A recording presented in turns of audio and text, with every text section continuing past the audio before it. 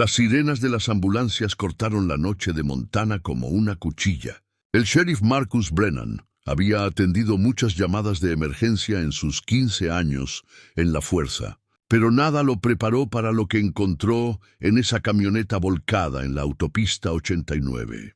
Entre el metal retorcido y los cristales rotos, la voz de un hombre susurró palabras que lo cambiarían todo. Mis hijas, ahora están solas. Prométeme que las cuidarás. Lo que Marcus no sabía era que la súplica de este padre moribundo destaparía una red de secretos enterrados en Cedar Falls durante más de 2 décadas. Antes de volver al tema, cuéntanos desde dónde nos estás sintonizando y si esta historia te conmueve. Asegúrate de estar suscrito porque mañana tengo algo muy especial guardado para ti. La radio cobró vida a las 23:47 de una noche de martes que parecía igual a cualquier otra en Cedar Falls, Montana. El sheriff Marcus Brennan estaba terminando su papeleo en su escritorio cuando la voz de la agente Sarah Chen interrumpió el silencioso zumbido de la emisora. Sheriff, tenemos un accidente de un solo vehículo en la carretera 89, kilómetro 43.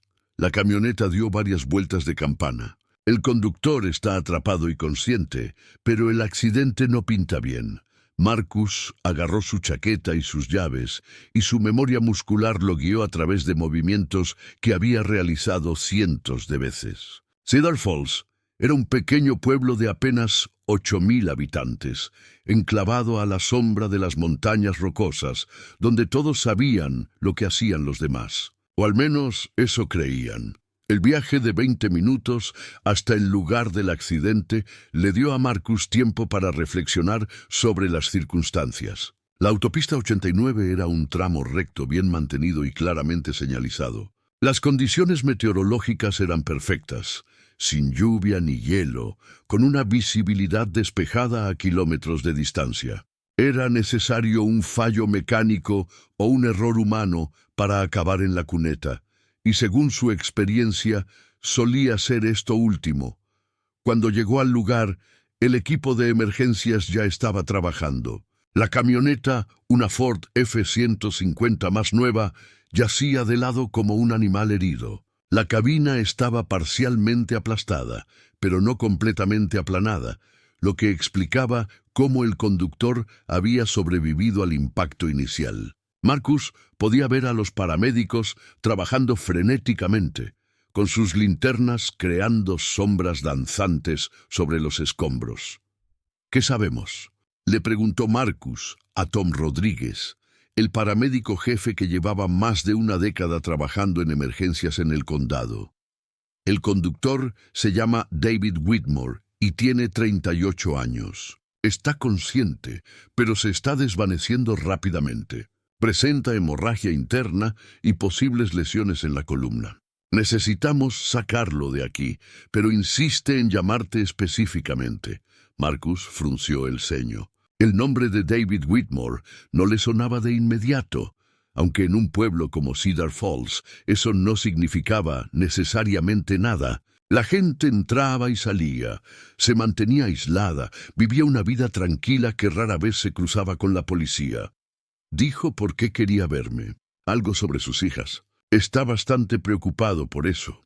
Marcus se acercó con cuidado a los restos, consciente de la inestabilidad del vehículo. A través del parabrisas, cubierto de telarañas, vio a un hombre de unos 40 y tantos años, con el cabello castaño rojizo enmarañado en sangre y el rostro pálido, pero alerta. Sus miradas se cruzaron y algo se transmitió entre ellos, un reconocimiento que trascendió las palabras.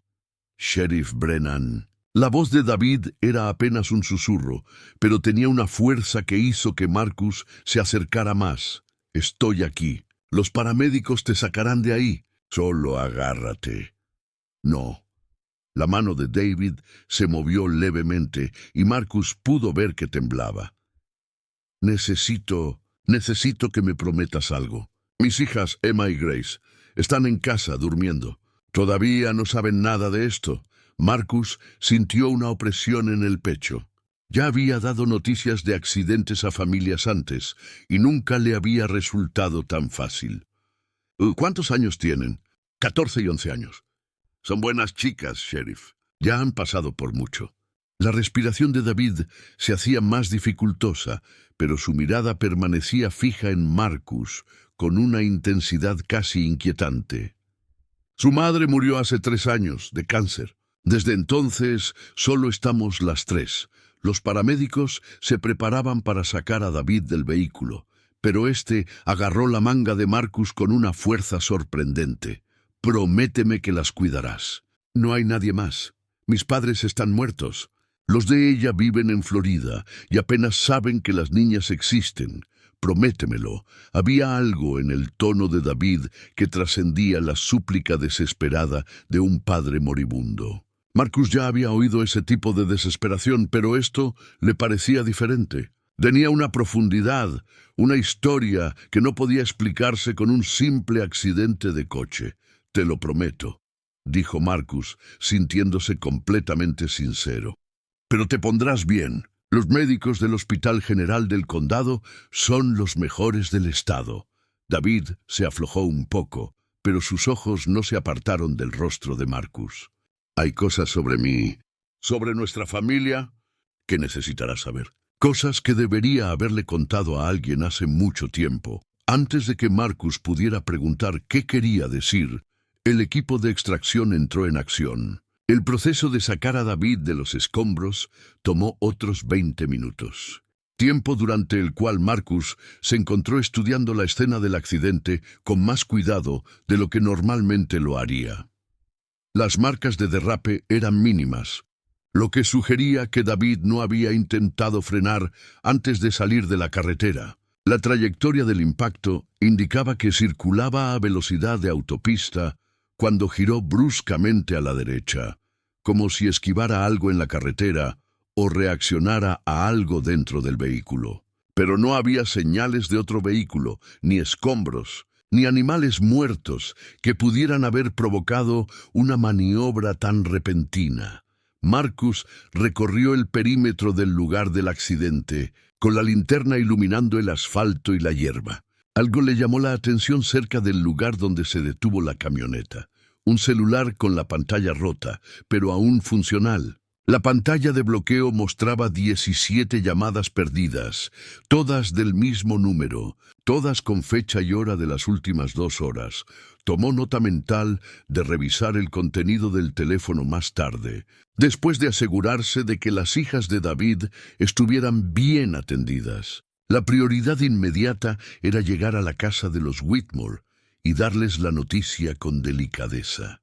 La ambulancia arrancó con las luces encendidas, pero las sirenas en silencio, una mala señal en la que Marcus intentó no pensar demasiado. David Whitmore podría no sobrevivir a la noche, y si eso ocurría, 2 niñas despertarían huérfanas mañana por la mañana.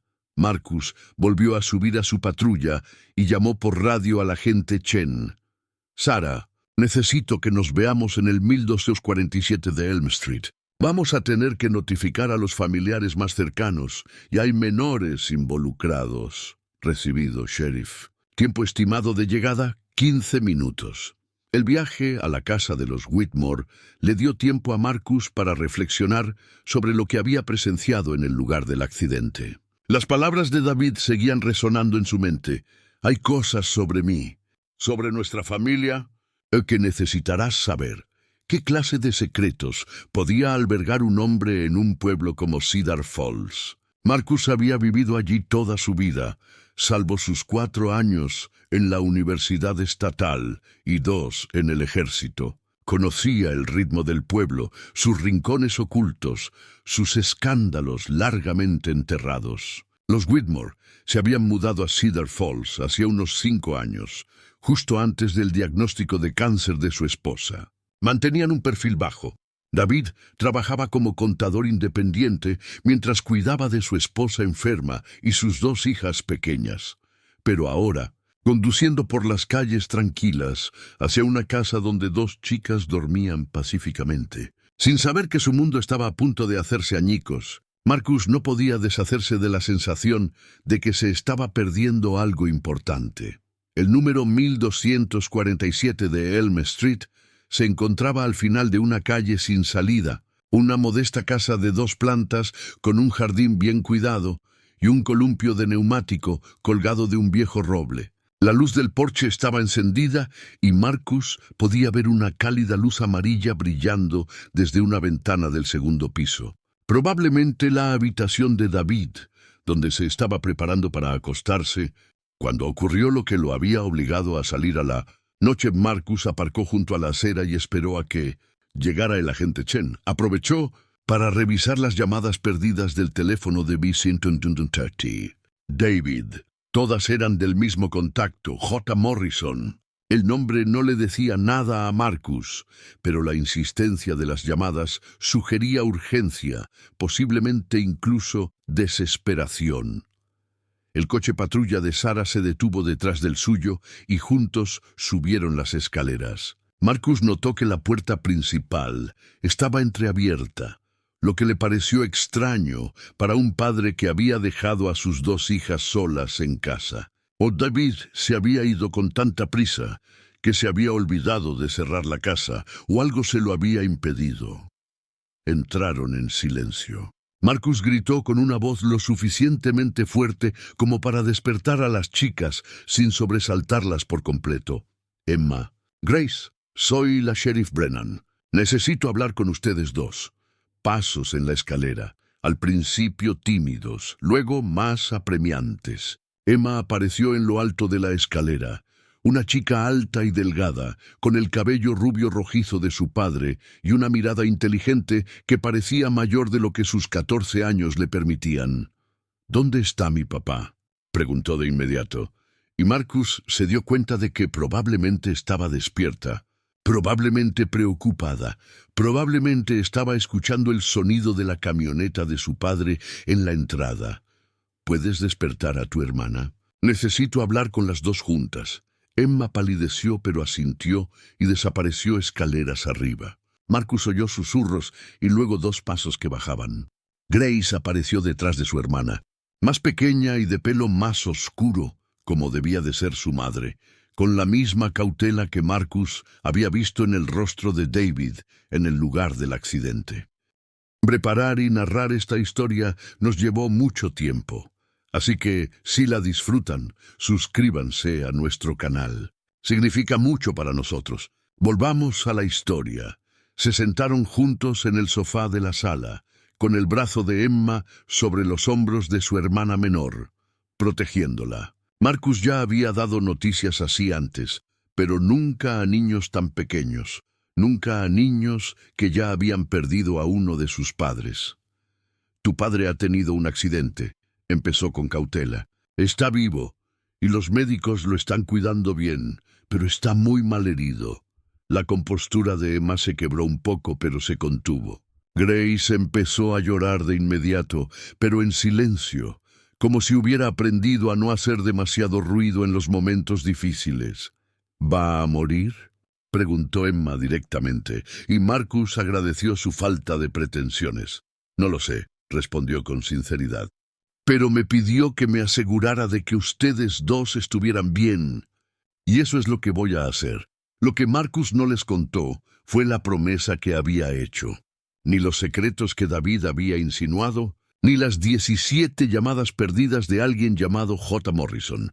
Esas eran complicaciones para más adelante, después de que la crisis inmediata se hubiera gestionado. Por ahora, era suficiente sentarse con 2 niñas asustadas en una casa que se sentía demasiado silenciosa, demasiado vacía, demasiado llena de preguntas que todavía no tenía respuestas. El hospital llamó a las 3:17 a.m. Marcus dormitaba inquieto en el sillón de la sala de Whitmore, con un oído atento a cualquier sonido proveniente del piso de arriba, donde las niñas finalmente se habían quedado dormidas, y el otro sintonizado con la radio.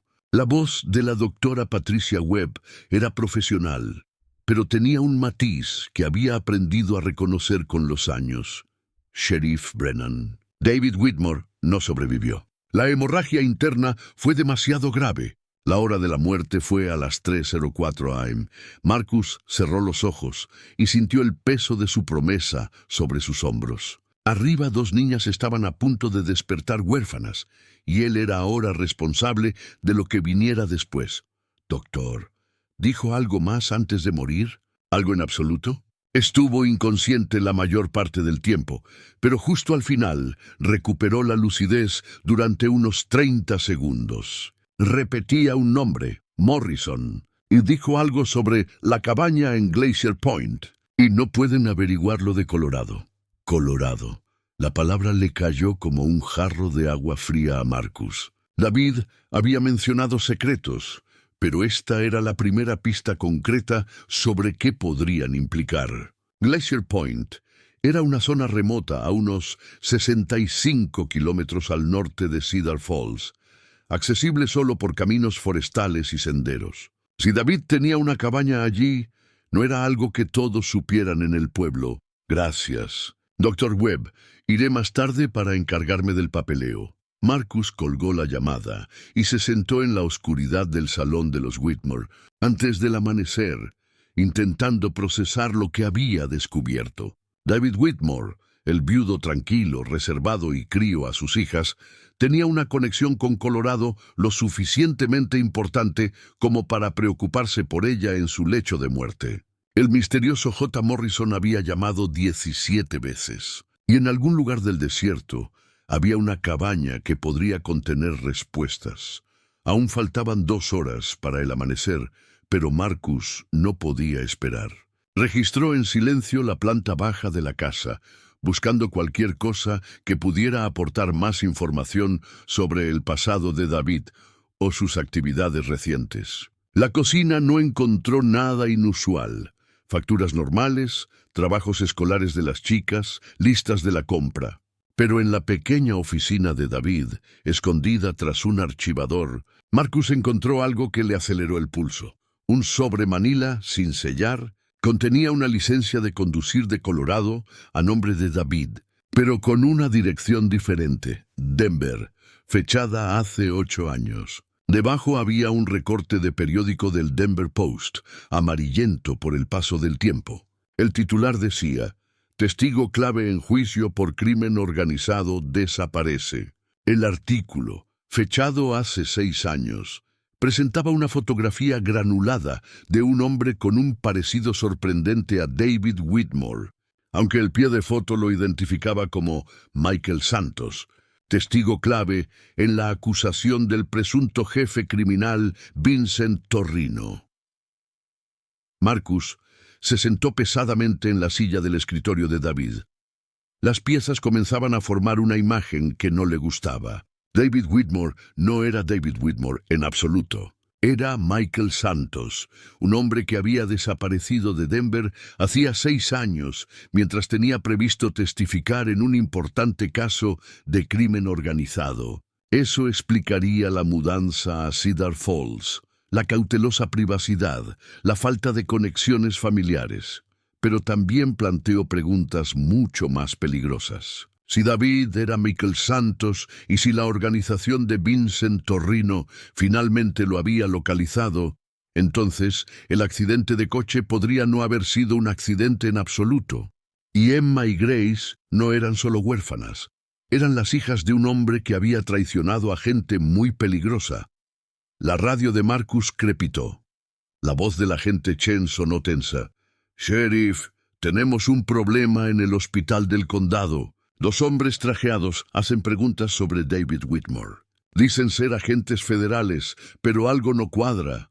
Voy en camino. No dejes que se acerquen al cuerpo ni a ninguno de sus efectos personales». Marcus miró hacia el segundo piso, donde Emma y Grace dormían plácidamente, sin darse cuenta de que su mundo se había vuelto exponencialmente más complejo en la última hora. Necesitaba tomar una decisión, y necesitaba tomarla rápido. El trayecto al hospital duró 12 minutos, durante los cuales Marcus llamó a su contacto en la oficina local del FBI en Billings. La agente Janet Reeves había trabajado con el departamento del sheriff de Cedar Falls en varios casos a lo largo de los años, y era una de las pocas agentes federales en las que Marcus confiaba plenamente. Janet, soy Marcus Brennan. Necesito un favor y lo necesito en silencio. Son las 4 de la mañana, Marcus. Más vale que esto sea importante. Necesito que investigues los antecedentes de Michael Santos, de Denver, relacionado con el caso de Vincent Torrino hace unos 6 años. Y necesito saber si hay alguna investigación federal activa que involucre a David Whitmore en Cedar Falls, Montana. Hubo una pausa al otro lado de la línea. Marcus, ¿en qué te has metido? Todavía no estoy seguro, pero tengo 2 niños huérfanos y un hombre muerto que no era quien decía ser. Y ahora hay misteriosos agentes federales haciendo preguntas en mi hospital. Dame 20 minutos. Te llamo luego. Marcus entró al estacionamiento del hospital e inmediatamente detectó el problema. 2 sedanes negros con matrícula oficial estaban estacionados cerca de la entrada de urgencias. A través de las puertas de cristal, vio a 2 hombres con trajes oscuros hablando atentamente con el Dr. Webb, quien parecía visiblemente incómodo. Marcus entró por una entrada lateral y se dirigió a la morgue, donde habrían llevado el cuerpo de David. Encontró al agente Chen de guardia fuera del ascensor, con aspecto aliviado de verlo. Aparecieron hace unos 30 minutos. Susurró Sara. Dijeron ser del FBI, pero sus credenciales parecían incorrectas, demasiado nuevas, con una fuente incorrecta. Y sabían demasiado sobre los detalles del accidente. Información que no hemos revelado a nadie. ¿Dónde están ahora? La doctora Webb los está entreteniendo en su consultorio. Les dijo que necesitaba verificar sus credenciales antes de divulgar cualquier información. El teléfono de Marcus vibró. El agente Reeves volvió a llamar antes de lo prometido. Marcus, necesitas escuchar con atención. Michael Santos debía testificar contra Vincent Torrino en un caso que habría encerrado a la mitad de las familias del crimen organizado en Denver.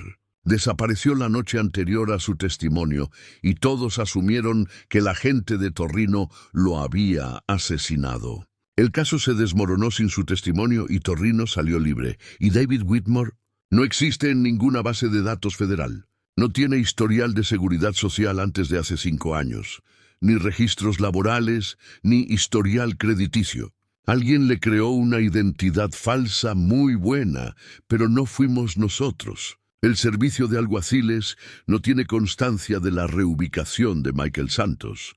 Marcus sintió que se le helaba la sangre. ¿Y quién creó a David Whitmore? Esa es la pregunta, ¿no? Pero Marcus, esto es lo que realmente te va a preocupar. Vincent Torrino murió en una prisión federal hace 18 meses, de un ataque al corazón. Así que si esta gente ha encontrado a Santos ahora, no se trata de venganza. Se trata de algo más. ¿Qué otra cosa? Santos no era solo un testigo. Según los expedientes, era el contador de Torrino. Sabía dónde se escondía cada centavo, cada cuenta bancaria, cada inversión en el extranjero. Estamos hablando de cientos de millones de dólares que desaparecieron cuando Santos desapareció. El ascensor sonó y las puertas se abrieron para revelar a los 2 hombres de traje. De cerca Marcus pudo ver lo que Sara había notado. Todo en ellos parecía oficial, pero de alguna manera equivocado. Las insignias eran demasiado brillantes, los trajes demasiado planchados, las expresiones demasiado practicadas. Sheriff Brennan, el más alto de los 2 hombres, extendió la mano. Agente Thompson, FBI, soy el agente Williams. Entendemos que usted fue el primero en llegar al lugar del accidente de David Whitmore. Marcus estrechó la mano que le ofrecía, pero no se comprometió a nada. Necesito verificar sus credenciales antes de hablar sobre una investigación en curso. Por supuesto, Thompson metió la mano en su chaqueta, pero en lugar de mostrar una identificación, sacó una fotografía. Mostraba a Emma y Grace caminando hacia la escuela, obviamente tomada desde lejos con un teleobjetivo. En realidad nos interesa más la situación familiar del señor Whitmore. En concreto, ¿qué medidas se están tomando para sus hijas? La amenaza era sutil pero inconfundible. Marcus sintió que su mano se movía instintivamente hacia su arma reglamentaria, pero se obligó a mantener la calma. Las niñas están siendo atendidas a través de los canales legales correspondientes. Si tiene algún asunto legal con ellas, deberá recurrir a los servicios de protección infantil y al tribunal de familia. Williams habló por primera vez, con un ligero acento que Marcus no pudo identificar. «Sheriff, creo que no comprende la situación. David Whitmore estuvo involucrado en algunos delitos federales muy graves. Sus hijos podrían tener información que ayude a nuestra investigación». «¿Qué crímenes específicamente?» Thompson y Williams intercambiaron una mirada. «Eso es información clasificada, pero necesitamos hablar con Emma y Grace Whitmore lo antes posible». La radio de Marcus de repente emitió la voz de Sarah. «Sheriff, tenemos informes de actividad sospechosa en Elm Street, 1247. Los vecinos informaron haber visto vehículos desconocidos en la zona». A Marcus se le borró la cara. Estos hombres, quienes quiera que fueran, habían encontrado la casa Whitmore. Emma y Grace estaban solas, durmiendo, completamente vulnerables. «Caballeros, voy a tener que pedirles que esperen aquí mientras verifico sus credenciales con la sede del FBI en Billings». Thompson sonrió, pero no se le reflejaba en los ojos. «Me temo que no podemos esperar, sheriff. Es un asunto de seguridad nacional. Entonces, ¿no te importará esperar en una celda mientras hago mis llamadas telefónicas?» La situación se agravó rápidamente. Williams metió la mano bajo su chaqueta, pero Marcus fue más rápido. Desenfundó su arma reglamentaria y apuntó antes de que ninguno de los dos agentes falsos pudiera reaccionar. «Manos donde pueda verlas. Ahora». «Sheriff, está cometiendo un grave error», dijo Thompson, pero levantó las manos. «Sarah, necesito refuerzos en el sótano del hospital del condado. Hay 2 sospechosos detenidos». Pero mientras Marcus esposaba a los 2 hombres, su mente daba vueltas. Si ellos estaban allí, ¿cuántos más habría? Y lo más importante, ¿estarían Emma y Grace a salvo? Su teléfono sonó. Número desconocido. «Sheriff Brennan». «¿Quién es?» «Me llamo Jonathan Morrison. Llevo 2 días intentando contactar con David Whitmore. Creo que sus hijas corren grave peligro». «Morrison». El nombre del teléfono de David. Marcus se apartó de los agentes falsos, hablando en voz baja. «David Whitmore está muerto. Tuvo un accidente automovilístico anoche». Silencio al otro lado y luego, «Dios mío». «Sheriff, no lo entiende. David debía reunirse conmigo ayer. Habíamos llegado a un acuerdo. Si algo le pasaba, yo debía ayudar a proteger a sus hijas. Hay gente buscando algo que David escondió y harían lo que fuera por encontrarlo». «¿Qué escondió?» «Información que podría destruir a algunas personas muy poderosas. Y Emma podría ser la única persona que o sabe dónde está».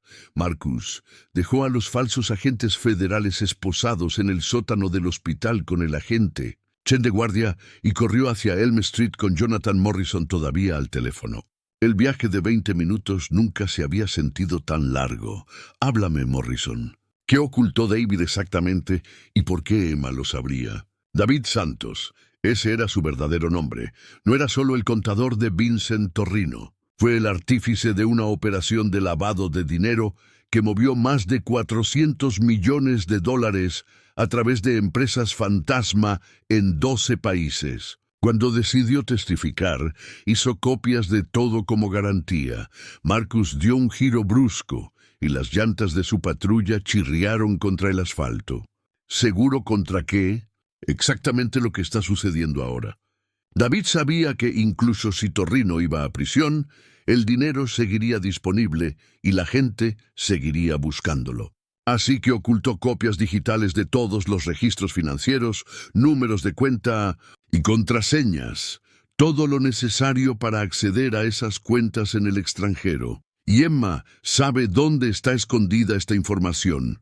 David creó un elaborado sistema de rompecabezas para proteger el lugar. Le aterraba que, si moría repentinamente, la información se perdería con él, dejando a sus hijas indefensas. Así que le enseñó a Emma a resolver una serie de pistas codificadas que la llevarían a los archivos ocultos. Marcus sintió un nudo en el estómago. ¿Me estás diciendo que mi hija de 14 años es la clave para encontrar 400 millones de dólares robados? Te digo que hay gente muy peligrosa que cree que lo es, y están dispuestos a hacer lo que sea para que hable.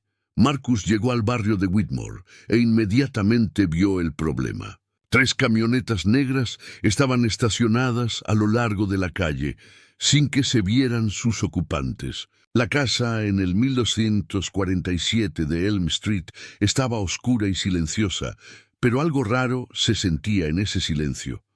Morrison, ¿dónde estás ahora mismo? Voy en coche hacia Cedar Falls desde Missoula. Debería llegar en 2 horas, pero sheriff, no puede esperarme. Si encontraron la casa... Marcus cortó la llamada y pidió refuerzos por radio. Luego se acercó a la casa a pie, usando el jardín del vecino como refugio. La puerta principal seguía entreabierta, tal como la había dejado, pero ahora parecía más amenazante que descuidada.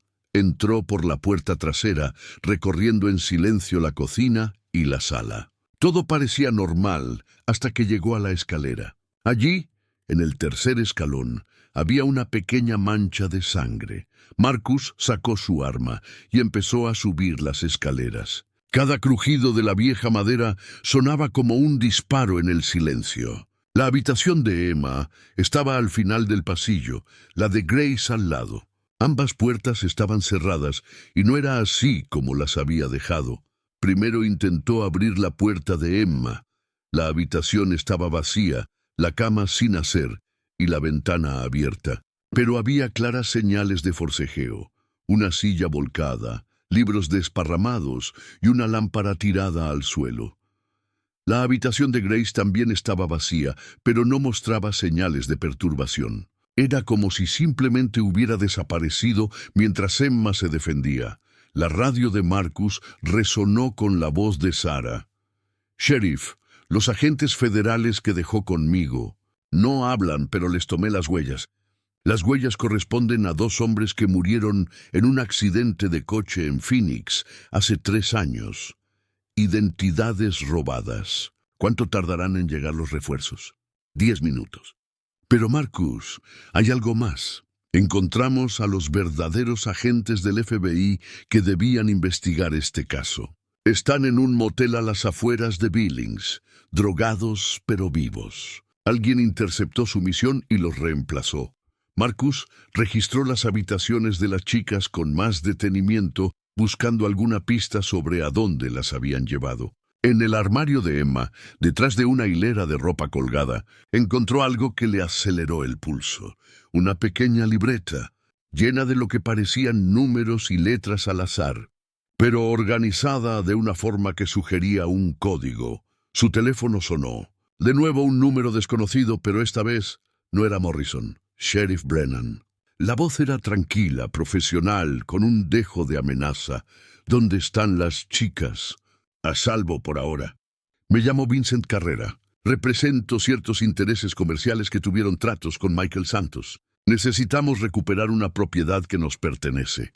Las chicas no saben nada del pasado de su padre. Carrera rió suavemente. Ambos sabemos que eso no es cierto, sheriff. Michael Santos era muchas cosas, pero no era descuidado. Habría preparado a sus hijas para la posibilidad de que su pasado lo alcanzara. ¿Qué deseas? Emma Santos tiene la información que necesitamos. En concreto, puede guiarnos a archivos digitales que contienen datos financieros confidenciales. A cambio de esta información, ambas niñas serán devueltas ilesas. Marcus sintió que la ira le crecía en el pecho, pero se obligó a mantener la voz firme. «Mas, ¿y si me niego? Entonces 2 jovencitas desaparecerán para siempre y pasarás el resto de tu vida preguntándote si podrías haberlas salvado siendo más cooperativo». La línea se cortó. Marcus miró fijamente el cuaderno de Emma, intentando descifrar las entradas codificadas. La letra era claramente suya. La reconoció de los papeles escolares que había visto abajo. pero el contenido no se parecía a nada que pudiera escribir un chico normal de 14 años. Su teléfono vibró con un mensaje de texto de un número desconocido. Glacier Point, antiguo camino minero. Ven solo, 1 hora. Glacier Point, el mismo lugar que David había mencionado en sus últimas palabras. Marcus miró su reloj. 6:30 a.m. El sol apenas comenzaba a salir, lo que le daría cierta ventaja en la naturaleza, pero no mucha. Marcus llamó al agente Chen. Sarah, necesito que contactes a la agente Janet Reeves en la oficina del FBI en Billings. Dile que tenemos un secuestro relacionado con el caso de David Whitmore y que necesitamos refuerzos federales de inmediato.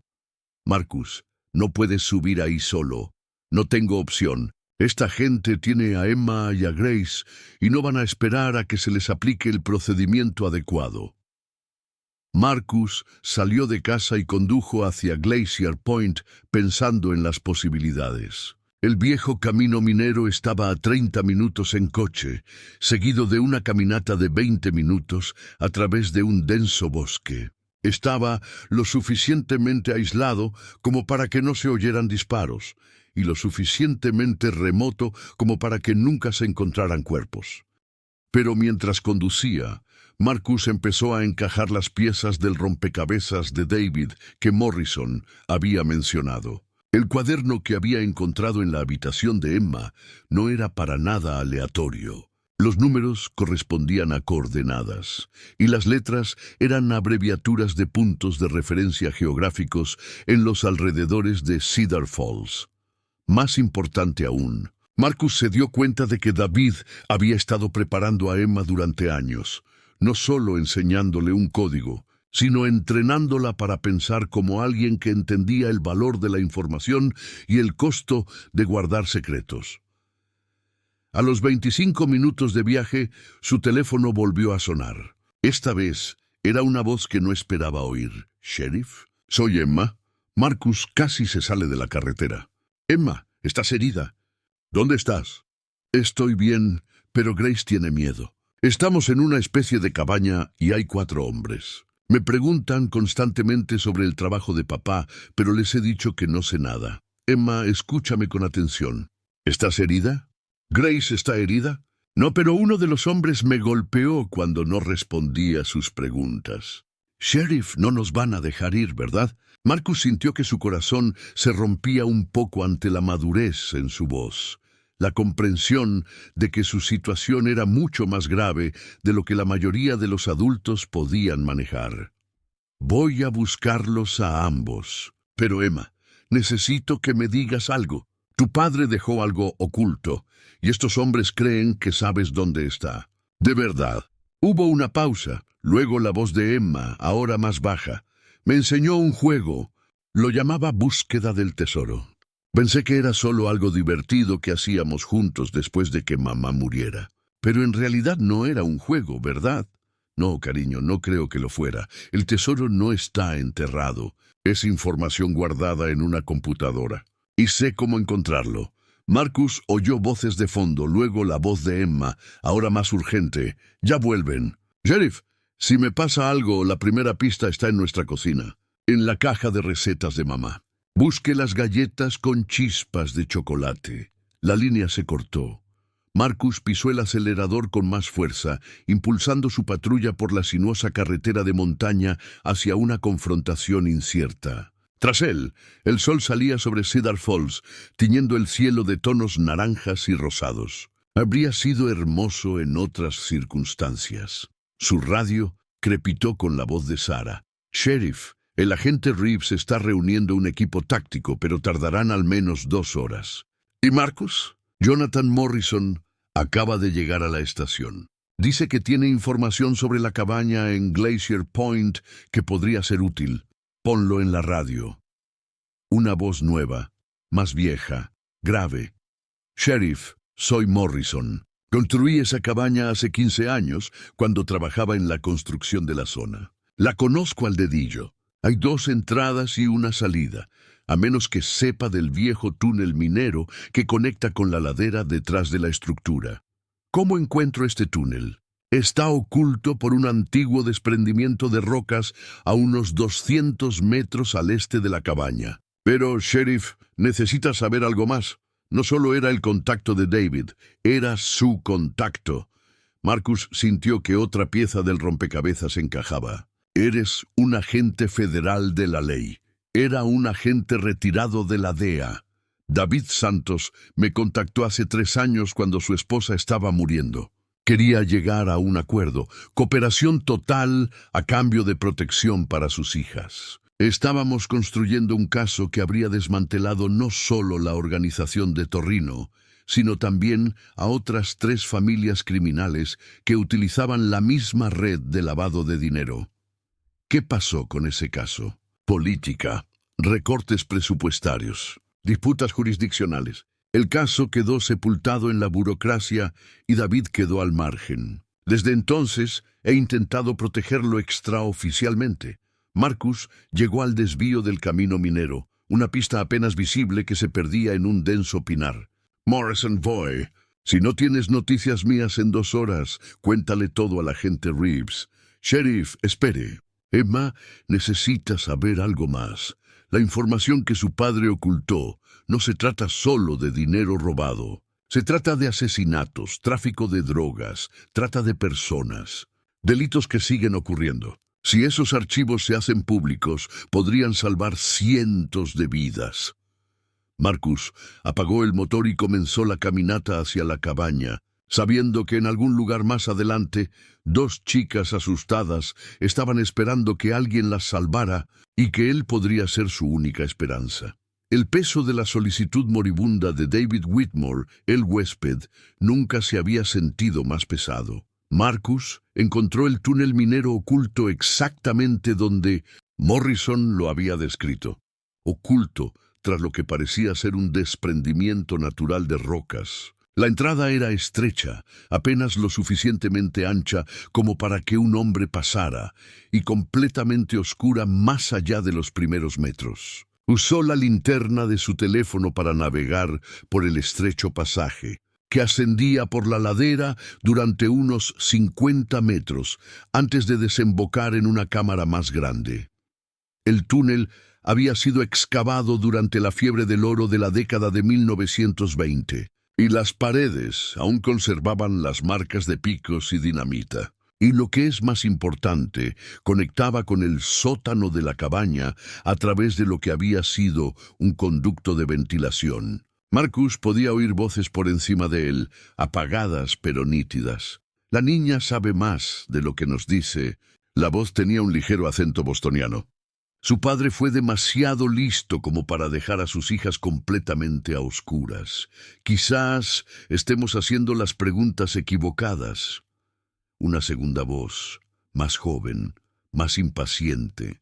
En lugar de preguntar dónde están los archivos, quizá deberíamos preguntar cómo acceder a ellos.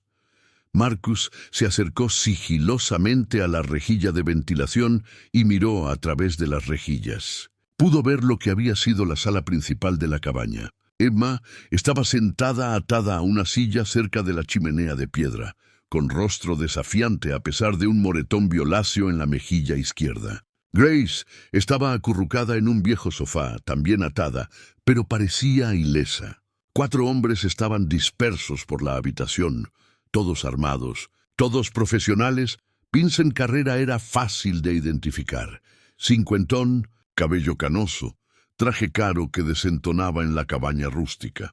Observaba a Emma con la mirada calculadora de alguien acostumbrado a conseguir lo que quiere mediante la intimidación. «Emma», dijo Carrera con una voz engañosamente dulce, «tu padre te quería mucho. Todo lo que hizo fue para protegerte a ti y a tu hermana. Pero su protección solo funciona si estás viva para beneficiarte de ella». Emma lo miró fijamente sin decir palabra. A sus 14 años, poseía una serenidad que impresionaba y preocupaba a Marcus por igual. «Déjame explicarte algo», continuó Carrera. «La información que robó tu padre pertenece a gente que no perdona ni olvida.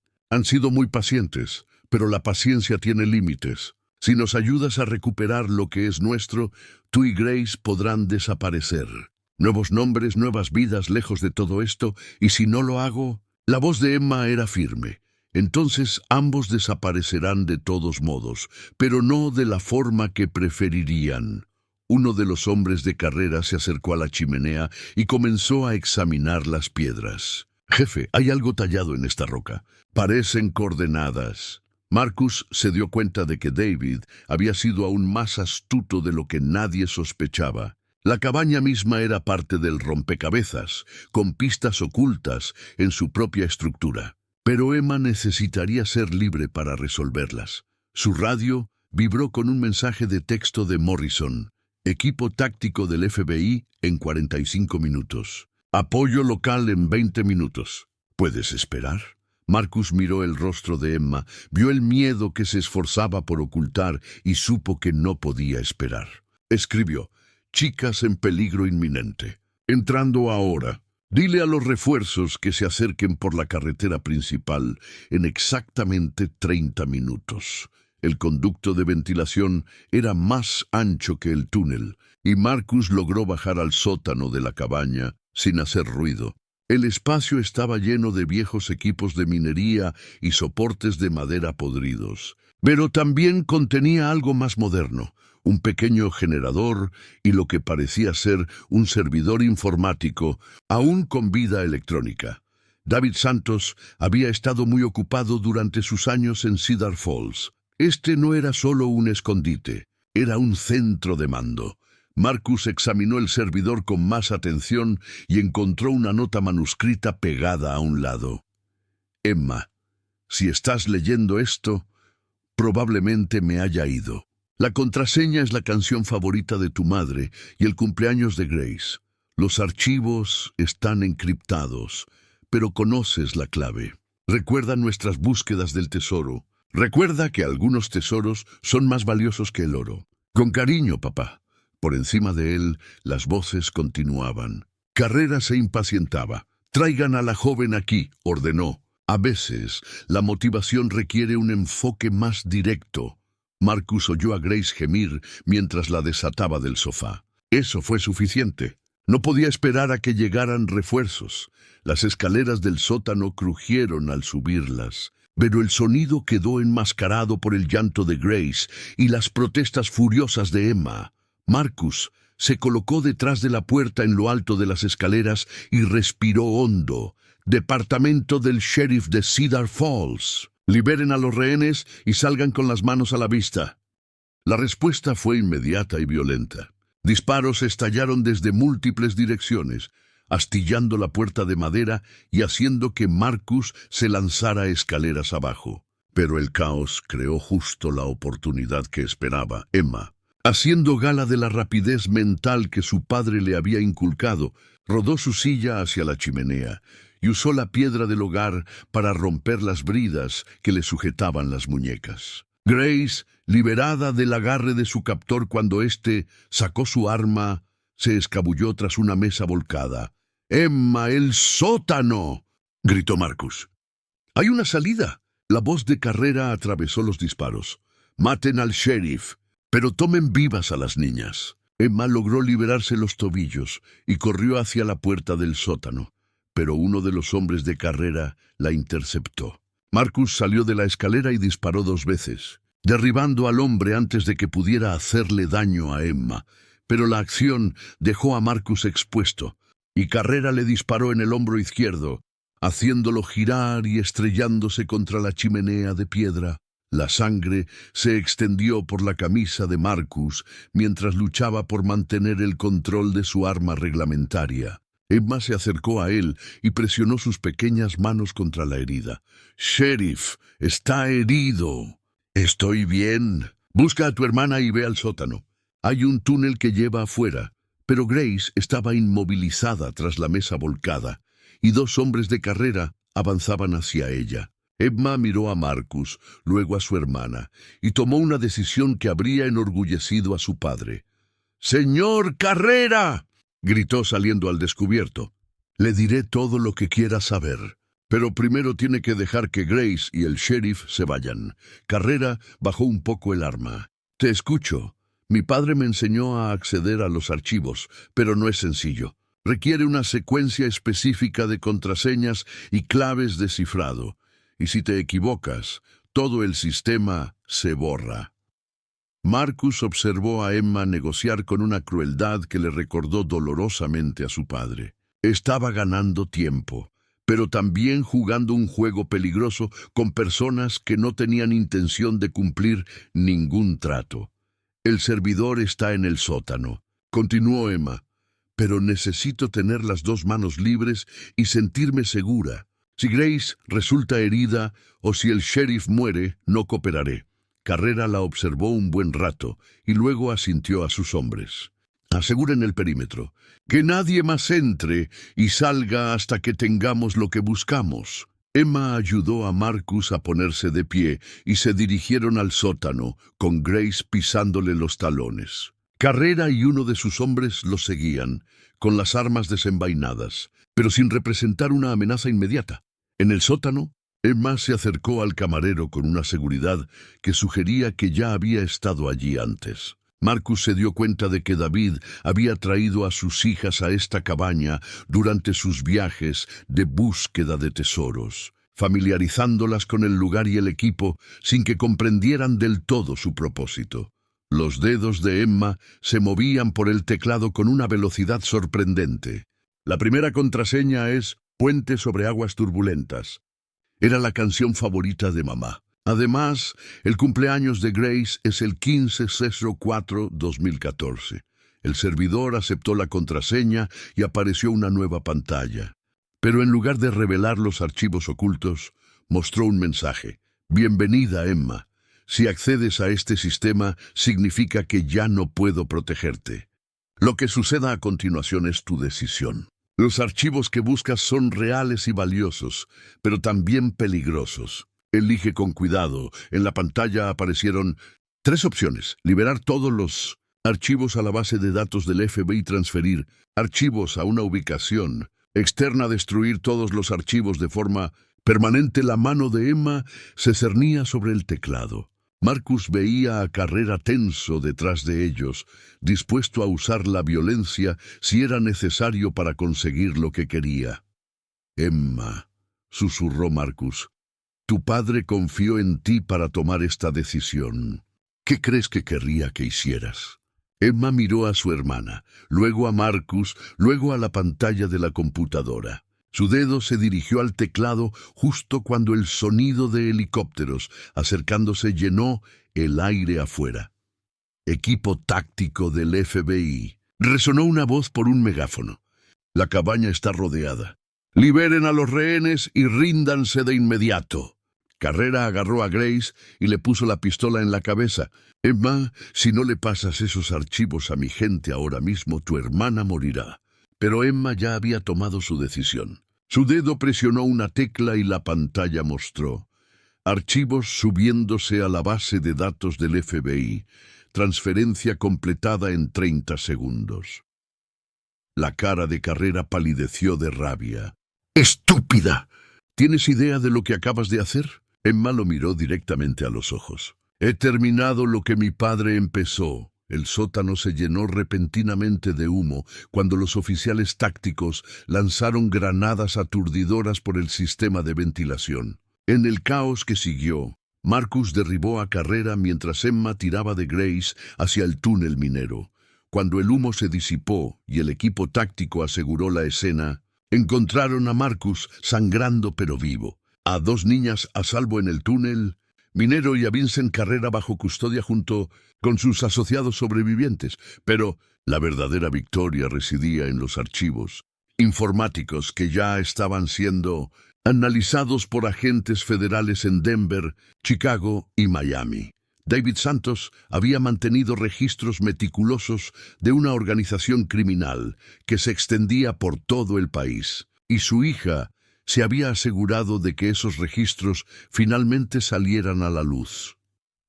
Mientras los paramédicos atendían la herida del hombro de Marcus, este observaba cómo Emma consolaba a su hermana menor con una madurez que ningún niño debería poseer. Ahora estaban a salvo, pero sus vidas nunca volverían a la normalidad. El gobierno federal los reubicaría. les daría nuevas identidades, los ayudaría a desaparecer en el anonimato que su padre había buscado, pero nunca había logrado. Antes de que los agentes del FBI pudieran separarlos, Marcus les hizo otra promesa a Emma y Grace, una que tenía la intención de cumplir mucho después de que desaparecieran en sus nuevas vidas. Su padre me pidió que los cuidara, les dijo. Eso no termina solo porque cambien de nombre y se muden. Donde quiera que vayan, pase lo que pase, pueden llamarme. Siempre. Emma lo abrazó con cuidado, consciente de su hombro herido. Gracias, Sheriff, por cumplirle la promesa a mi papá. Mientras los agentes federales llevaban a las niñas hacia un futuro incierto pero más seguro, Marcus se dio cuenta de que algunas promesas son más fáciles de hacer que de cumplir, pero las más importantes valen la pena cumplirlas, sin importar el costo.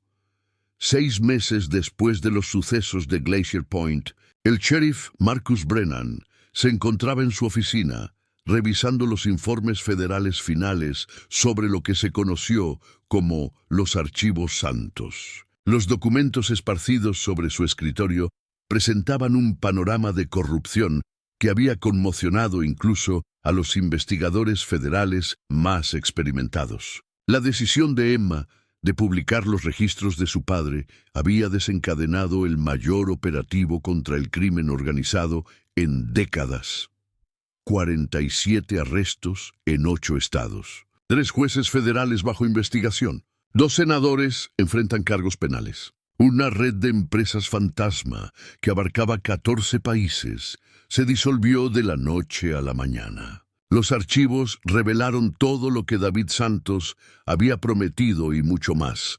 Registros detallados de asesinatos, tráfico de personas, distribución de drogas y corrupción, política que llegaban hasta las más altas esferas del gobierno.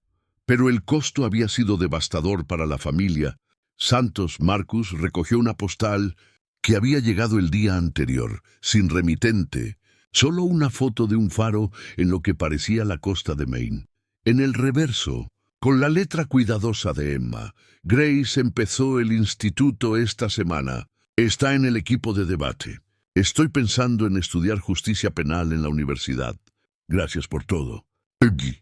Era la primera comunicación que recibía de ambas desde que ingresaron al programa de protección de testigos. El FBI las había reubicado en algún lugar de la costa este con nuevas identidades, nuevas historias y la seguridad que su padre nunca les había podido brindar.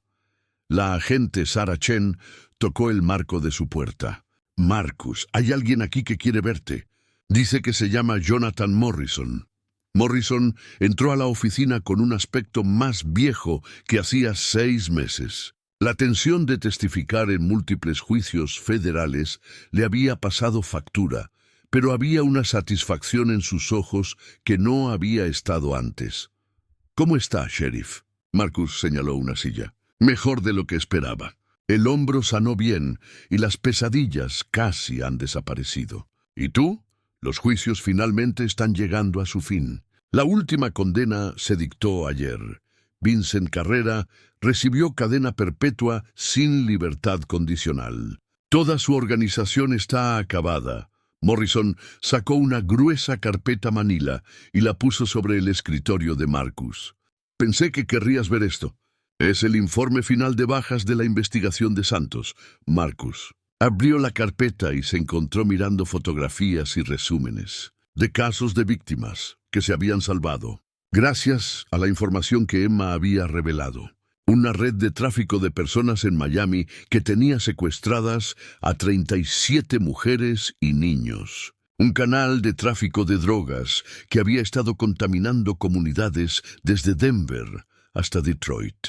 Una red de sicariato que había sido liquidada antes de que pudiera completar los contratos con 12 posibles testigos. David Santos salvó muchas vidas al conservar esos registros, dijo Morrison en voz baja. Y Emma salvó aún más al asegurarse de que llegaran a las personas adecuadas.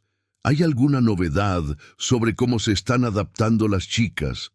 Morrison dudó. No debería decírtelo, pero les va bien.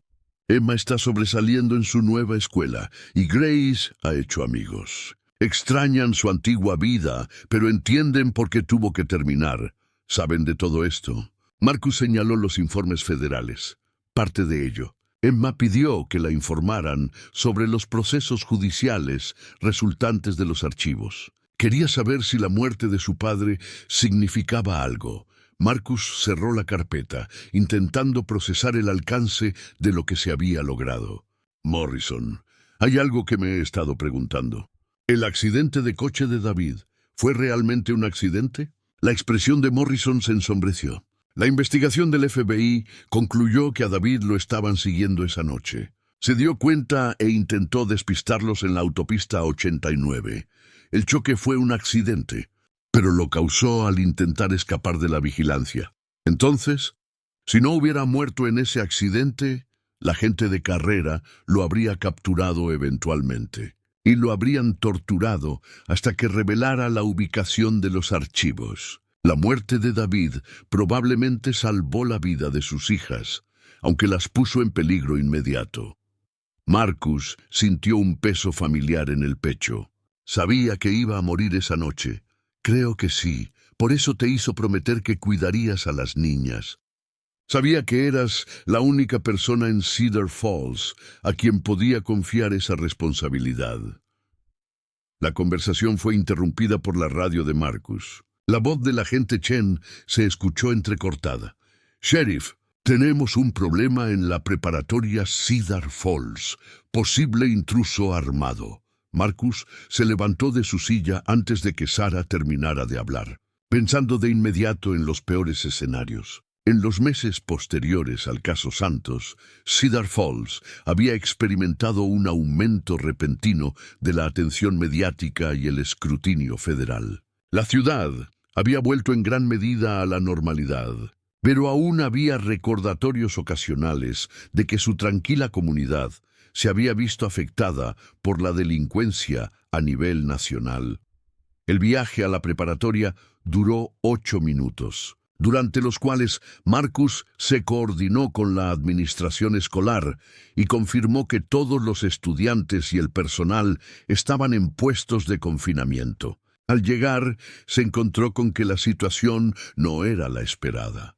Un estudiante de 17 años llamado Tyler Rodríguez, hijo del paramédico que atendió el accidente de David, estaba sentado en el estacionamiento de la escuela con lo que parecía ser un arma en la mano. Pero al acercarse con cuidado, Marcus se dio cuenta de que el objeto era en realidad un teléfono celular y Tyler estaba llorando. «¿Tyler?», preguntó Marcus en voz baja.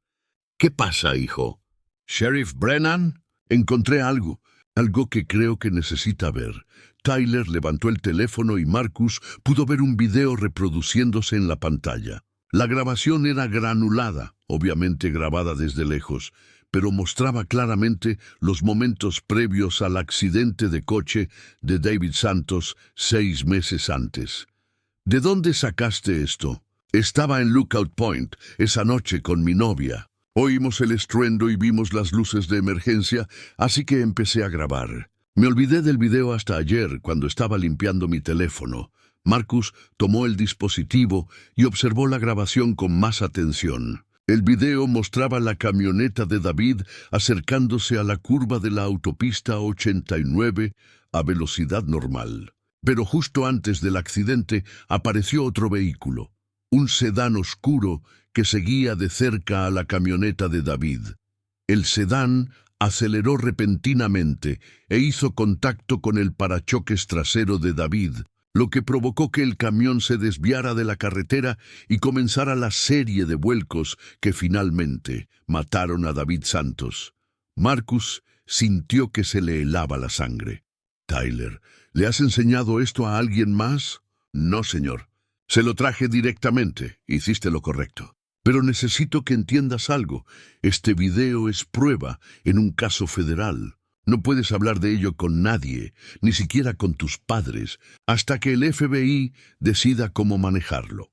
Marcus llamó al agente Reeves de inmediato y en menos de 2 horas Los investigadores federales examinaban el teléfono de Tyler y lo interrogaban sobre los sucesos de esa noche. La evidencia en video confirmó lo que Morrison sospechaba. David Santos no había muerto en un simple accidente de coche. Había sido asesinado. La revelación condujo a un último arresto en el caso Santos. El conductor del sedán fue identificado por las cámaras de tráfico como Marcus Webb, un contratista independiente que había trabajado para la organización de carrera. Webb fue encontrado 3 días después en la habitación de un motel de Detroit, muerto por un aparente suicidio, no sin antes dejar una confesión que detallaba su participación en el asesinato de David. La confesión reveló la última pieza del rompecabezas. La organización de carrera había estado rastreando a David durante semanas antes de su muerte, esperando la oportunidad ideal para eliminarlo sin llamar la atención federal. El plan era hacer que su muerte pareciera un accidente y luego acercarse discretamente a sus hijas, presentándolas como amigas de la familia preocupadas, ofreciéndoles ayuda. La decisión de David de llamar al sheriff Brennan en sus últimos momentos había perturbado ese plan y en última instancia condujo a la caída de carrera. Marcus recibió otra postal 3 semanas después de que se hiciera pública la confesión de Webb. Esta vez, la imagen era de un campus universitario y la letra de Emma parecía más segura. Sheriff, nos enteramos del video y la confesión. Gracias por no dejar que el asesinato de mi padre quede sin resolver. Grace y yo estamos bien. Ella quiere estudiar periodismo y dice que va a escribir un libro sobre todo lo sucedido. Yo sigo queriendo dedicarme a la policía. Quizás trabajemos juntos algún día. Nuestro nuevo apellido empieza con H, por si alguna vez necesita encontrarnos. No lo olvidaremos. Emma Helen Morrison Marcus sonrió al ver la firma. Las chicas habían adoptado el apellido de Morrison como parte de sus nuevas identidades, creando una conexión con la única persona, además de Marcus, que había intentado proteger a su padre. Con la llegada del otoño a Cedar Falls, la vida volvió gradualmente a la normalidad. La atención mediática se desvaneció. Los agentes federales desalojaron sus oficinas temporales y el pueblo recuperó la tranquilidad que había atraído a David Santos en un principio. Pero Marcus había cambiado. El peso de la responsabilidad que sentía desde aquella noche en la carretera 89 se había transformado en algo más profundo. La comprensión de que proteger a la gente a veces implicaba tomar decisiones difíciles y que cumplir promesas podía exigir sacrificios que jamás imaginó. Guardaba las postales de Emma en el cajón de su escritorio, junto con copias de los informes federales, que mostraban cuántas vidas se habían salvado gracias a los archivos Santos. En los días difíciles, cuando la política pueblerina y el trabajo policial rutinario parecían insignificantes, leía esos informes y recordaba que, a veces, los casos más importantes eran los que empezaban con la súplica susurrada de un moribundo. Marcus le había hecho una promesa a David Santos y la había cumplido. Pero más que eso, había ayudado a 2 jóvenes a comprender que la muerte de su padre no había sido en vano y que la valentía podía transmitirse de generación en generación. El caso Santos se cerró oficialmente, pero sus ecos seguirían resonando en las vidas que tocó. En Cedar Falls, Montana, la gente recordaría la noche en que su tranquilo pueblo se convirtió en el centro de una investigación nacional. Recordarían al sheriff que lo arriesgó todo para proteger a 2 niñas huérfanas y a las niñas que tuvieron el coraje de terminar lo que su padre comenzó.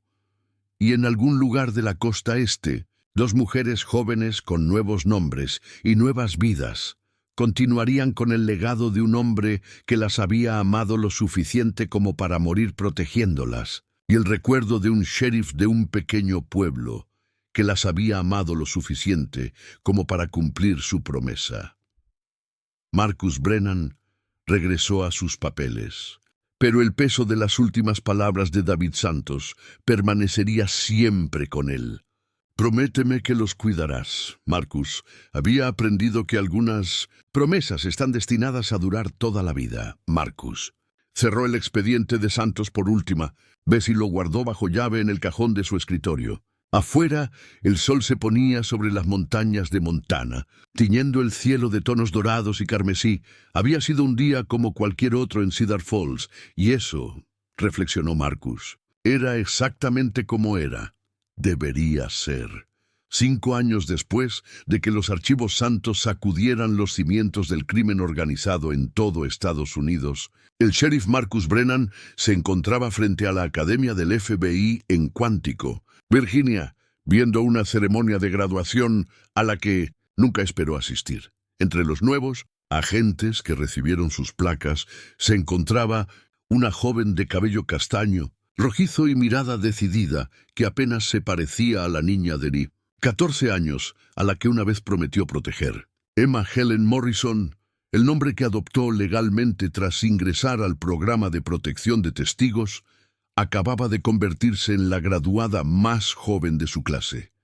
Marcus había recibido la invitación 3 semanas antes, enviada por los mismos canales cuidadosos que le habían traído postales a lo largo de los años. El sobre contenía un anuncio formal de graduación y una nota manuscrita. Sheriff, cumplí mi promesa de estudiar justicia penal. Ahora me gustaría cumplir otra promesa, la de trabajar juntos algún día. El agente especial Morrison se presenta para el servicio. Tu amiga siempre, Emma.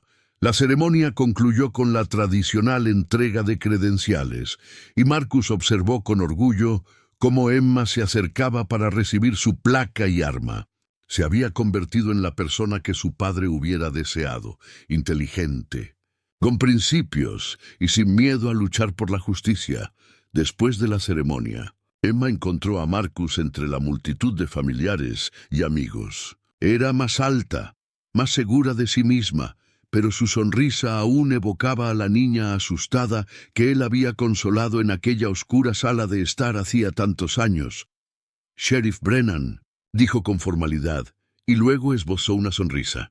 «O debería decir futura colega». Marcus levantó una ceja. «¿Colega?» Me asignaron a la División de Delitos de Cuello Blanco en Denver. Mi agente supervisor me solicitó específicamente para un grupo de trabajo que investiga delitos financieros vinculados al crimen organizado. Al parecer, mi experiencia me proporciona una perspectiva única sobre el funcionamiento de estas operaciones. Y Grace, la expresión de Emma se suavizó.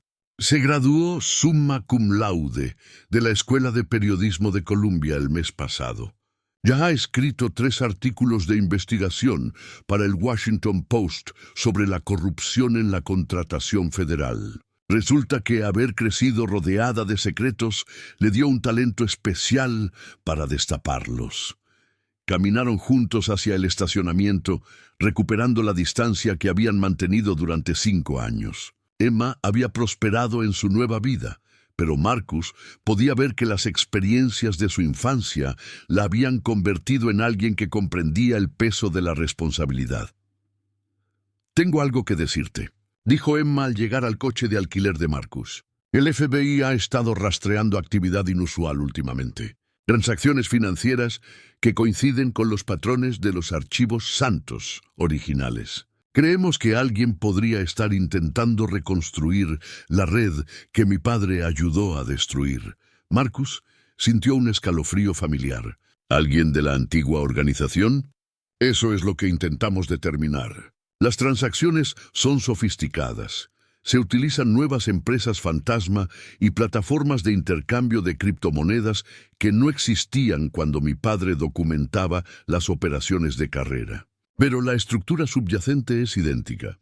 Emma sacó una tableta y le mostró a Marcus un complejo diagrama financiero. Estas transacciones comenzaron hace unos 6 meses, justo después de que el último socio de carrera saliera de la prisión federal, un hombre llamado Anthony Castellano, que cumplió 5 años de prisión por lavado de dinero. ¿Crees que está intentando reconstruir? Creo que alguien está usando el viejo manual de mi padre para crear algo nuevo. Y Sheriff, han estado haciendo preguntas sobre Cedar Falls. Marcus sintió que sus instintos protectores se despertaban. ¿Qué clase de preguntas? Registros de propiedad, licencias comerciales, verificación de antecedentes de funcionarios locales. Alguien ha estado vigilando su ciudad y no sabemos por qué. Las implicaciones eran preocupantes. Cedar Falls había regresado a su tranquilo anonimato tras la disminución de la atención mediática por el caso Santos. La idea de que la ciudad pudiera volver a convertirse en el centro de la actividad criminal era profundamente inquietante. Emma, ¿por qué me cuentas esto? ¿No debería el FBI encargarse de esto internamente? La expresión de Emma se tornó seria. Porque creo que buscan algo que dejó mi padre, algo que no estaba en los archivos originales. Durante las 2 horas siguientes, Emma expuso una teoría que había estado desarrollando durante su formación en la academia. David Santos había sido metódico y paranoico, cualidades que lo habían mantenido con vida durante años mientras trabajaba para la organización de Torrino. Los archivos que había escondido en Glacier Point eran exhaustivos, pero también estaban destinados a ser encontrados con el tiempo. ¿Y si mi padre creó una segunda póliza de seguro?, preguntó Emma. Algo aún más dañino que los archivos originales, tan bien escondido que ni siquiera la organización de carrera sospechó de su existencia. Marcus consideró esta posibilidad. ¿Qué te hace pensar que hay algo más? Emma sacó su teléfono y le mostró una fotografía de una página del cuaderno de su padre, el mismo cuaderno codificado que Marcus había encontrado en su armario la noche del secuestro. He estado trabajando en descifrar el resto de sus notas durante mi tiempo libre en la academia. La mayoría se relaciona con los archivos que ya recuperamos, pero hay referencias a algo que él llamaba la fundación. Registros financieros, nombres, fechas. Todo apunta a algo mucho más grande que la operación de Torrino. La página del cuaderno estaba cubierta con la cuidadosa escritura de David, mezclando números, letras y símbolos, en patrones que sugerían un sofisticado sistema de encriptación. La fundación parece ser una especie de organización paraguas que coordina a diferentes familias criminales, no solo en Estados Unidos, sino a nivel internacional. Mi padre documentó reuniones, transferencias de dinero y acuerdos operativos que sugieren un nivel de cooperación entre organizaciones criminales que las fuerzas del orden jamás sospecharon. Marcus estudió las notas codificadas, reconociendo el mismo método que David había usado para enseñarle a Emma la ubicación de los archivos originales. ¿Y crees que esta información sigue oculta en algún lugar? Creo que está escondido en Cedar Falls, en algún lugar donde mi padre sabía que estaría seguro, pero donde Emma Santos podría encontrarlo si alguna vez lo necesitara. Emma Morrison, corrigió Marcus suavemente. Emma sonrió, pero con tristeza. Esa es la cuestión, Sheriff. Emma Santos murió la noche en que asesinaron a su padre. Emma Morrison es la persona que el FBI creó para protegerla. Pero Emma Santos dejó algo sin terminar, y creo que es hora de que complete el trabajo de su padre. Condujeron juntos a Denver, donde la nueva misión de Emma comenzaría el lunes siguiente. Durante el viaje de 4 horas, compartió más detalles sobre la investigación que la había devuelto a la órbita de Marcus. Anthony Castellano había sido liberado de una prisión federal 6 meses antes, pero desapareció inmediatamente de su libertad condicional supervisada. La inteligencia financiera sugería que operaba desde algún lugar del oeste de Estados Unidos, coordinándose con elementos criminales en varios estados. Más preocupante fue el descubrimiento de que varios testigos de los procesos originales contra Santos habían fallecido en circunstancias sospechosas durante el último año. Un fiscal de Miami sufrió un infarto a los 35 años. Un juez federal de Chicago falleció en un accidente automovilístico que los investigadores no pudieron explicar del todo. 3 exmiembros de la organización de Torrino que habían cooperado con las autoridades simplemente desaparecieron. «Alguien está haciendo limpieza», dijo Emma mientras cruzaban las montañas de Colorado, eliminando a cualquiera que pueda tener conocimiento de la red original, lo cual os pone a ti y a Grace en peligro. Por eso solicité una asignación a este grupo de trabajo. La mejor manera de protegernos a mí y a mi hermana es encontrar a estas personas antes de que nos encuentren a nosotros. Marcus entendió la lógica, pero también reconoció la determinación familiar en la voz de Emma, la misma cualidad que le había permitido a sus 14 años negociar con Vincent Carrera y, en última instancia, salvar la vida de su hermana. En Denver, la misión de Emma implicó trabajar con un grupo de trabajo multiagencia que incluía investigadores del FBI, la DEA, el Departamento del Tesoro y socios internacionales de Europol e Interpol. El alcance de la investigación había superado con creces lo previsto cuando se publicaron los archivos santos. Marcus pasó 2 días en Denver, asesorando oficialmente sobre el caso original, pero en realidad ejerciendo como mentor no oficial de Emma en su transición del conocimiento teórico a la investigación práctica.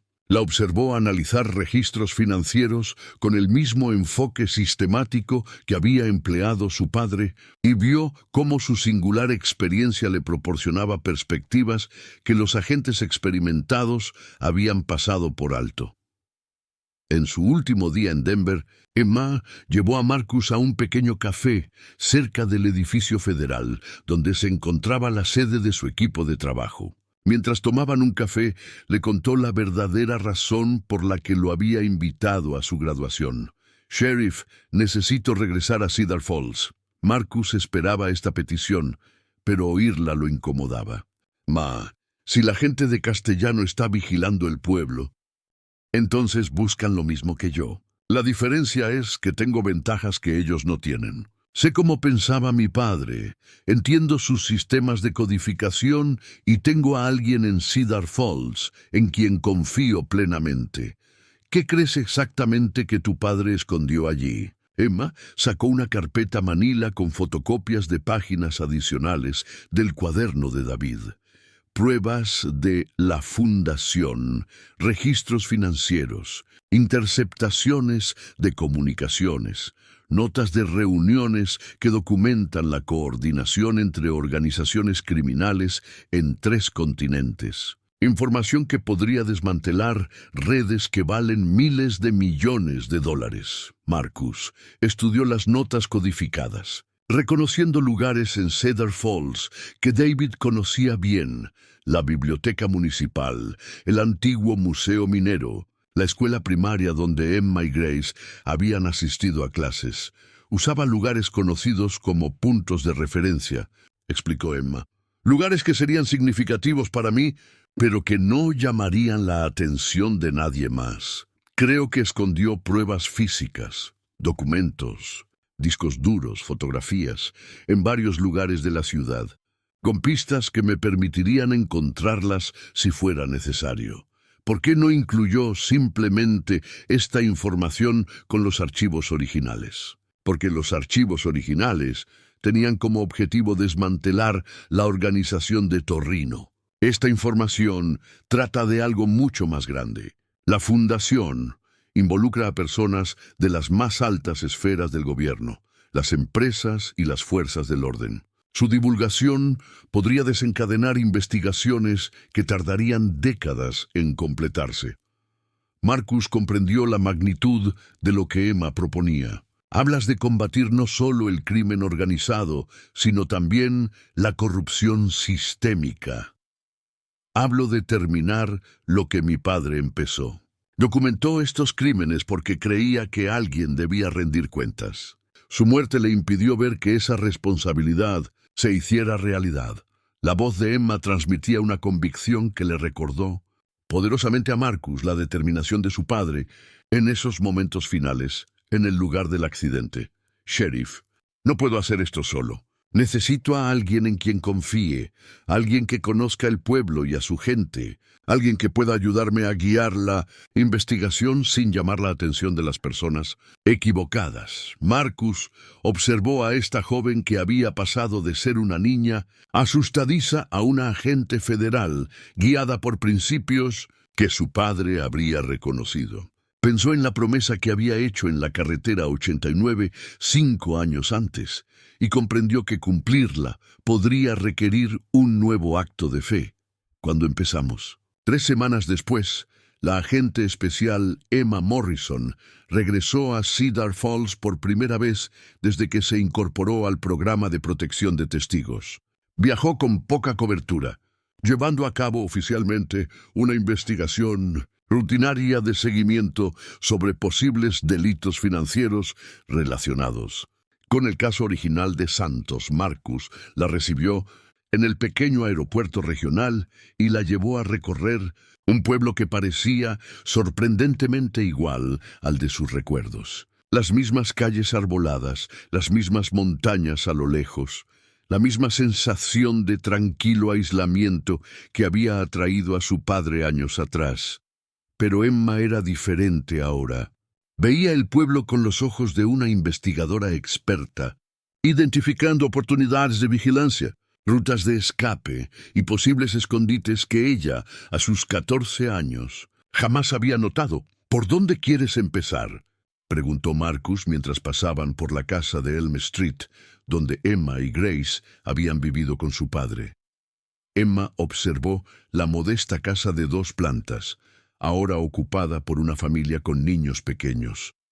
Juguetes esparcidos por el jardín delantero, un coche diferente en la entrada, pintura nueva en las persianas. La evidencia física de la familia Santos había sido cuidadosamente borrada, pero Emma aún podía sentir el peso emocional de los recuerdos de una vida diferente.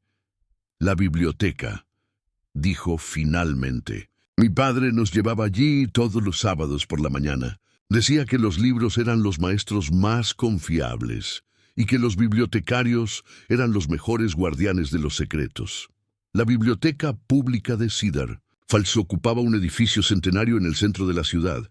Sus muros de piedra y altos ventanales le otorgaban la dignidad de una institución que había servido a generaciones de residentes. Emma se acercó al mostrador de referencia con una confianza que ocultaba su nerviosismo. Disculpe, estoy investigando la historia local para un proyecto federal.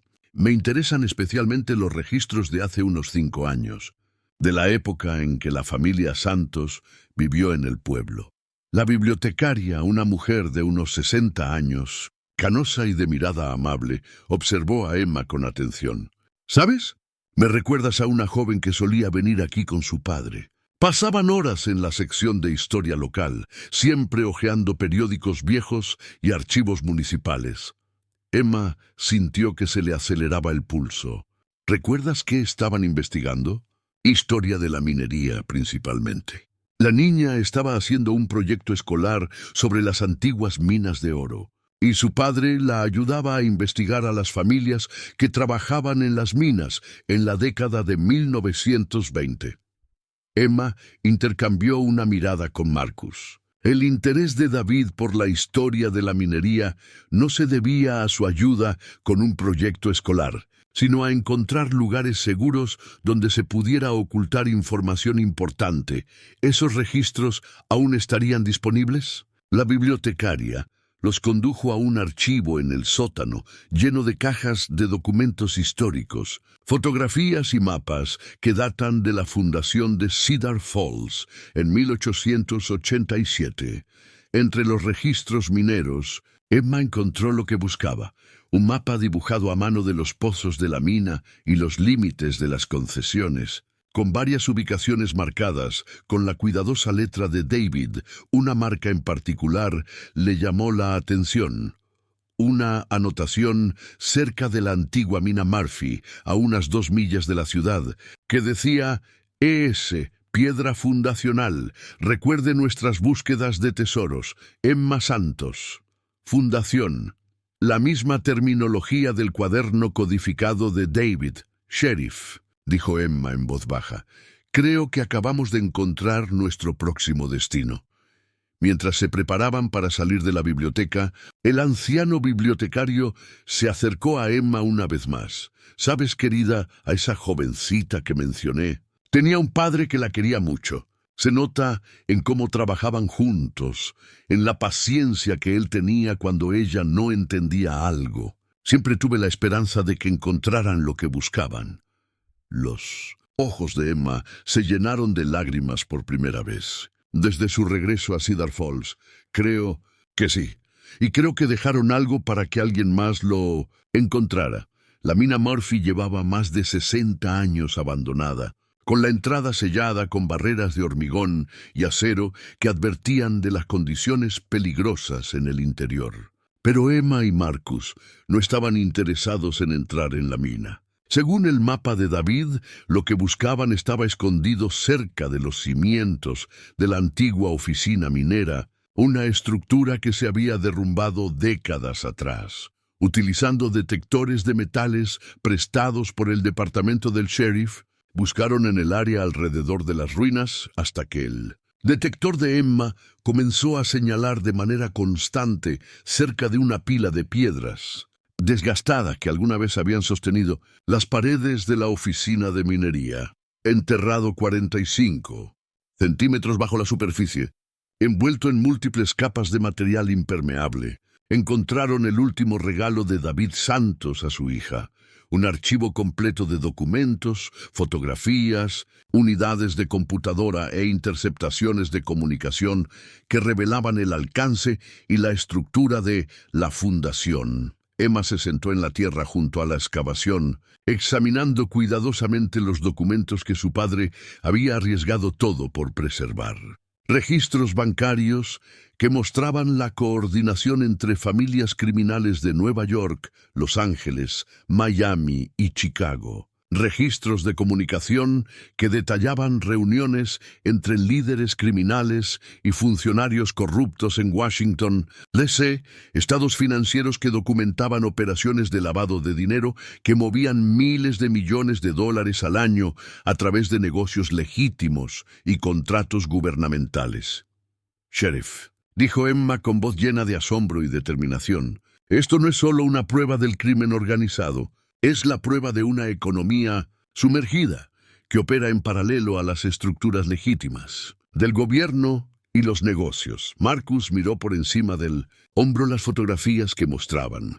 Reuniones entre hombres que reconoció de los carteles de búsqueda del FBI y otros que reconoció de las secciones de negocios y la cobertura política de los periódicos. ¿Qué quieres hacer con ello?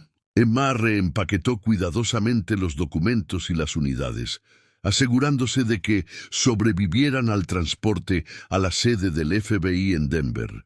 Quiero terminar lo que mi padre empezó. Quiero asegurarme de que su muerte y todo lo que nuestra familia sacrificó sirva para algo que lo enorgullezca. Mientras el sol se ponía sobre las montañas que rodeaban Cedar Falls, Emma Morrison se encontraba en el lugar donde su padre había escondido su mayor secreto, sosteniendo en sus manos el poder de exponer la corrupción que llegaba a los niveles más altos de la sociedad estadounidense. Pensó en la niña de 14 años que una vez se había sentado en ese mismo paisaje, jugando a buscar tesoros con un padre que no conocía y que la estaba preparando para un momento exactamente como ese. Papá, susurró al aire de la montaña, lo encontré y me aseguraré de que todo el mundo sepa por qué moriste tratando de proteger. La historia de David Santos y sus hijas comenzó con la súplica de un hombre moribundo en una oscura carretera de Montana. Terminaría con su hija cumpliendo una promesa que trascendía la muerte misma, la promesa de que la verdad, por peligrosa o difícil que fuera, prevalecería sobre las fuerzas que buscaban enterrarla. Emma Morrison, agente especial del Buró Federal de Investigaciones, hija de Michael Santos, legado de un amor que venció el miedo, se prepara para dar el paso final de un viaje que había comenzado 5 años antes con 2 niñas asustadas y un sheriff de un pequeño pueblo que se había negado a romper una promesa. Emma había aprendido que la justicia no consistía solo en castigar a los culpables. A veces se trataba de garantizar que el sacrificio tuviera sentido, que la valentía inspirara más valentía y que las promesas más importantes fueran las que resonaran a lo largo de las generaciones. La búsqueda del tesoro había terminado. El verdadero trabajo apenas comenzaba. De vuelta en Denver, el descubrimiento de Emma desencadenó la mayor investigación federal en décadas. Los documentos de la mina Murphy revelaron una organización criminal tan sofisticada y de gran envergadura que requirió la creación de un grupo de trabajo conjunto especial con la participación de 17 agencias diferentes. Emma se encontró en el centro de la Operación Piedra Fundacional, llamada así por la críptica anotación de su padre en el mapa minero. El equipo de investigación incluía especialistas de las divisiones de delitos financieros, crimen organizado, corrupción pública y operaciones internacionales, todos trabajando para desentrañar una red de actividad criminal que se extendía por 4 continentes. El primer gran avance se produjo cuando las habilidades lingüísticas de Emma, perfeccionadas tras años descifrando los acertijos de su padre, le permitieron descifrar un sistema de comunicación utilizado por los miembros de la fundación. Los criminales utilizaban un sistema de cifrado de libros modificado, basado en la literatura clásica, que alternaba entre diferentes textos para evitar ser detectados. «Están usando el Gran Gatsby», anunció Emma durante una sesión informativa del grupo de trabajo, señalando patrones que había identificado en los mensajes interceptados. Las referencias de los capítulos, los números de página, la posición de las palabras, todo está vinculado a la primera edición de 1925. En cuestión de horas, los criptógrafos descifraron meses de comunicaciones revelando operaciones planeadas en todo Estados Unidos. Un importante cargamento de droga con destino a Los Ángeles. Una operación de lavado de dinero a través de bancos de Miami. El asesinato planificado de un fiscal federal en Boston que se había estado acercando demasiado a las actividades de la fundación. Las percepciones de Emma resultaron invaluables una y otra vez. Su comprensión única del pensamiento de los criminales, adquirida a través de las enseñanzas de su padre y sus propias experiencias traumáticas, le permitió anticipar movimientos que los investigadores experimentados pasaron por alto. La investigación se expandió internacionalmente cuando Emma descubrió referencias a operaciones europeas en los archivos de su padre. Pasó 3 semanas en Roma, trabajando con agentes de la Interpol para identificar conexiones con la fundación en Italia y Europa del Este. La experiencia fue surrealista. Realizar investigaciones federales en los idiomas que había aprendido en la academia, siguiendo pistas que su padre había documentado años atrás. Grace se unió a la investigación de forma inesperada. Su experiencia periodística resultó crucial cuando el grupo de trabajo necesitó comprender cómo la fundación se había infiltrado en medios de comunicación legítimos para controlar el flujo de información. Trabajando de forma encubierta, Grace identificó a periodistas y editores corruptos que habían estado ocultando historias sobre el crimen organizado mientras promovían narrativas que favorecían los intereses de la fundación. No se trata solo de ocultar actividades delictivas, explicó Grace durante una videoconferencia segura desde su apartamento en Washington, D.C. Han estado moldeando la percepción pública de las fuerzas del orden, la política y los negocios para que sus operaciones parezcan normales o invisibles. Las hermanas trabajaban juntas por primera vez desde la infancia, pero ahora como agentes federales en lugar de supervivientes atemorizadas. Marcus observaba su colaboración con orgullo y preocupación, orgulloso de en quienes se habían convertido. preocupado por los peligros que aceptaban voluntariamente.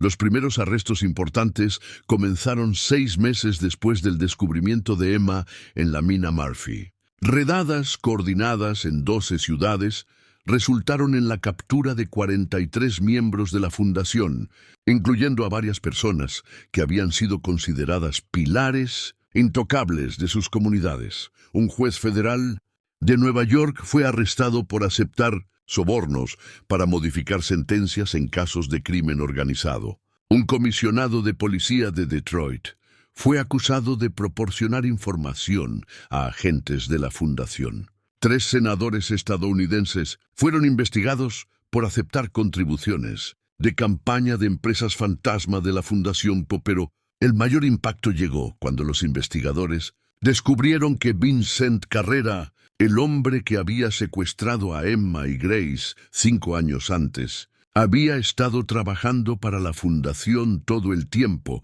y no solo dirigiendo una operación independiente. Torrino no estaba en la cima de la pirámide. Se dio cuenta a Emma durante una sesión de estrategia nocturna. Era un mando intermedio. La fundación lleva décadas coordinando a familias del crimen organizado y solo hemos visto a los estratos más bajos. El análisis de Emma de los registros financieros reveló algo aún más inquietante. La fundación no solo había estado coordinando actividades delictivas existentes, sino que también había estado creando nuevos mercados para servicios ilegales. Redes de tráfico de personas diseñadas para abastecer a industrias específicas. Sistemas de distribución de drogas dirigidos a grupos demográficos específicos. Operaciones de lavado de dinero que desestabilizaron economías regionales enteras. El alcance fue tan amplio que la fiscal general Rebeca Martínez se encargó personalmente de la fiscalía. Emma se encontró informando a funcionarios del gabinete sobre investigaciones que podrían derribar a sectores del propio gobierno federal. Agente Morrison, dijo el fiscal general durante una sesión informativa particularmente intensa. Su padre documentó algo que la mayoría de las fuerzas del orden no creían que pudiera existir: una organización criminal nacional verdaderamente coordinada. La pregunta ahora es si nuestras instituciones son lo suficientemente fuertes como para procesarla. La respuesta de Emma reflejó tanto su formación como su historia personal. Señora, mi padre murió creyendo que la verdad prevalecería sobre la corrupción. Crió a sus hijas para que creyeran que la justicia podía demorarse, pero no podía negarse eternamente. Creo que nuestras instituciones son tan fuertes como nosotros decidamos hacerlas. Los procesos judiciales posteriores fueron incomparables en la historia legal estadounidense.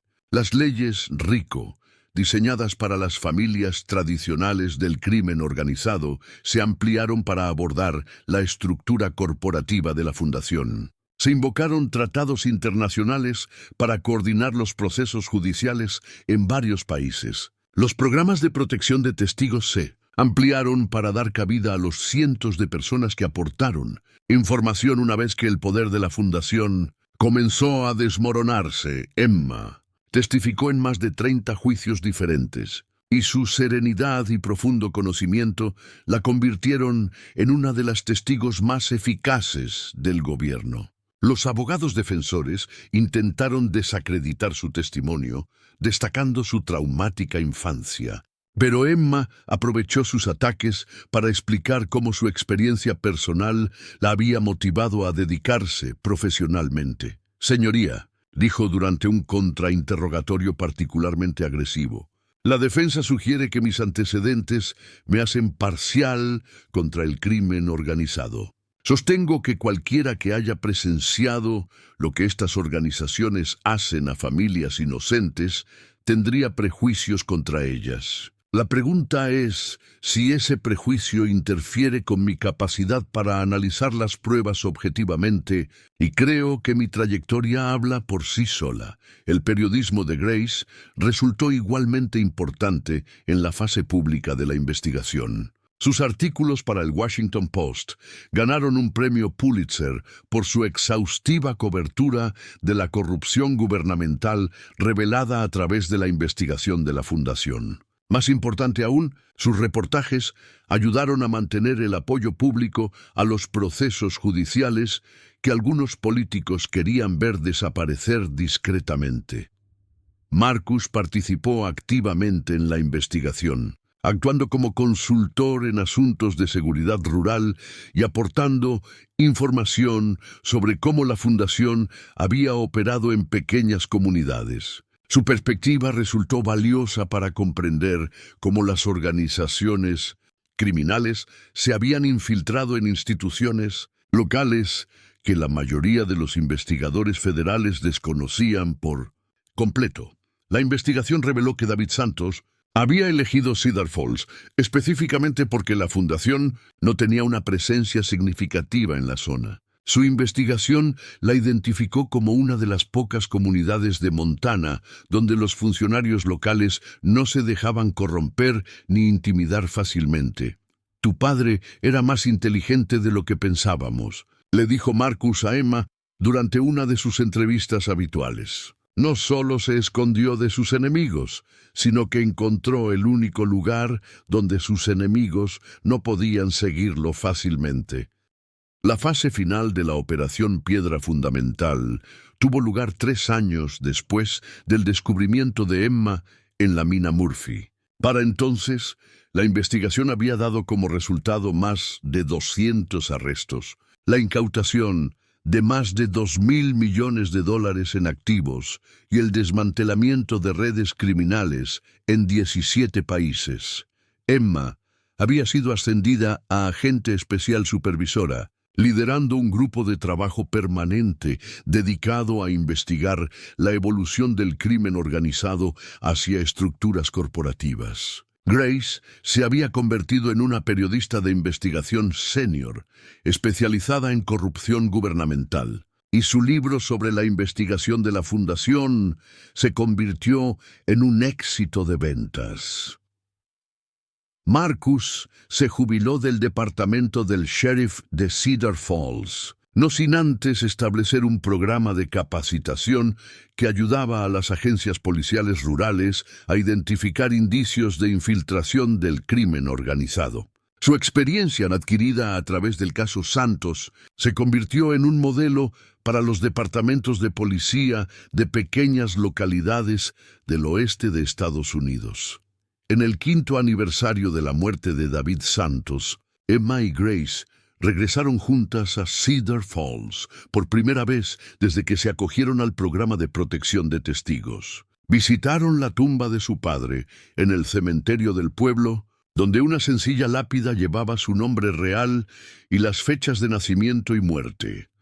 Marcus los recibió en la tumba, con flores y una carta que había llegado a su oficina la semana anterior. El sobre no tenía remitente, pero la letra le resultaba familiar.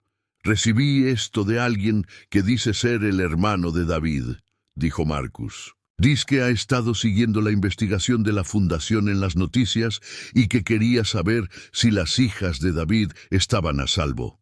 Emma leyó la carta, con una expresión que oscilaba entre la sorpresa, la esperanza y la cautela. «Sheriff, mi padre nos dijo que no tenía parientes vivos. Pero esta carta contiene información que solo un familiar sabría, detalles sobre la infancia de nuestra madre, historias de la juventud de mi padre que él compartió con nosotros». Grace tomó la carta y la estudió con atención. La letra se parece a la de papá, pero más antigua y temblorosa. «Y mira esto», menciona un viaje de pesca que hicieron de niños a un lago que papá nos describió una vez. La carta estaba firmada por Tío Thomas e incluía un número de teléfono con el código de área de Colorado. Explicaba que Thomas Santos había estado buscando a la familia de su hermano desde que leyó sobre los procesos contra la Fundación, con la esperanza de contactar con sus sobrinas si éstas estaban dispuestas. Emma y Grace pasaron horas discutiendo si debían contactarla. Su estatus de testigos protegidos técnicamente desaconsejaba dicha comunicación. Pero sus nuevos roles como agentes federales les brindaron recursos para verificar la identidad de quien la escribió de forma segura. 2 semanas después, Emma llamó al número desde una línea segura del FBI. La voz que contestó era de alguien mayor pero fuerte, con un lenguaje que le recordó inmediatamente a su padre. «¿Emma? ¿De verdad eres tú?» «¿Quién es?», preguntó Emma, siguiendo el protocolo para contactos potencialmente peligrosos. «Este es tu tío Thomas, cariño, el hermano mayor de tu padre. Los he estado buscando a ti y a Grace desde que supe que Michael había muerto». La conversación que siguió reveló una historia familiar que Emma y Grace desconocían. Thomas Santos había servido 30 años en el ejército, ascendiendo a coronel antes de retirarse a un rancho en las afueras de Colorado Springs. Perdió contacto con su hermano menor cuando Michael se involucró en la organización de Torrino, pero nunca perdió la esperanza de una reconciliación. «Michael me protegía cortando el contacto», explicó Thomas. «Sabía que sus vínculos criminales podían poner en peligro a cualquiera que estuviera relacionado con él, pero me enviaba cartas cada pocos meses.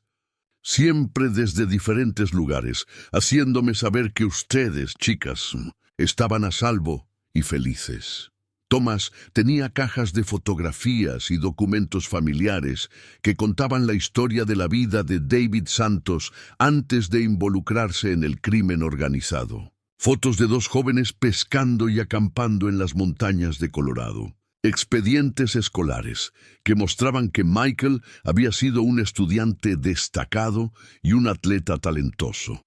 Los registros militares indican que había servido 2 periodos en Afganistán antes de regresar a la vida civil y tomar las decisiones que finalmente definirían su destino. «Tu padre no. Siempre fue el hombre que conociste», le dijo Thomas a Emma durante una de sus conversaciones telefónicas, cuidadosamente monitoreadas. «Fue un buen soldado, un hermano leal, y habría sido un padre maravilloso incluso sin las circunstancias que lo obligaron a ser tan protector». Conocer al tío Thomas requirió amplios preparativos de seguridad, pero el FBI, finalmente, aprobó una reunión cuidadosamente orquestada. Emma y Grace viajaron a Colorado Springs bajo protección federal y se reunieron con el hermano de su padre en un lugar seguro, rodeadas de agentes. El reencuentro fue emotivo para todos los presentes. Thomas tenía más de 70 años. Cabello blanco y manos curtidas, pero sus ojos reflejaban la misma inteligencia que Emma recordaba de su padre. Había traído álbumes de fotos y recuerdos familiares que conectaban a las chicas con una historia que desconocían. Su padre los amaba a ambos más que a su propia vida, dijo Thomas, mientras estaban sentados juntos en una sala de conferencias que se había transformado en un espacio temporal de reunión familiar. Cada carta que enviaba hablaba de sus logros, sus personalidades, su futuro. Estaba muy orgulloso de en quienes se estaban convirtiendo. Thomas reveló que David había tomado medidas para sus hijas que iban más allá de los archivos ocultos y los rompecabezas codificados. A través de intermediarios, había establecido fondos fiduciarios que cubrirían la educación y las necesidades futuras de Emma y Grace. El dinero se había blanqueado cuidadosamente mediante inversiones legítimas, garantizando así que no pudiera rastrearse hasta actividades delictivas. Tu padre pasó sus últimos años intentando reparar el daño que había causado, explicó Thomas. No pudo cambiar su pasado, pero sí pudo asegurar un futuro limpio para sus hijas. Emma se enteró de que su padre planeaba testificar contra Torrino no solo para proteger a su familia, sino como parte de un esfuerzo de redención más amplio. Había estado proporcionando información en secreto a investigadores federales durante más de 1 año antes de su muerte, ayudando a construir casos contra múltiples organizaciones criminales. La fundación mató a tu padre porque se estaba volviendo demasiado peligroso para su supervivencia a largo plazo, dijo Thomas. Había documentado sus actividades tan exhaustivamente que su testimonio podría haber expuesto a toda la red años antes. La reunión familiar les brindó a Emma y Grace un cierre que no se habían dado cuenta de que necesitaban.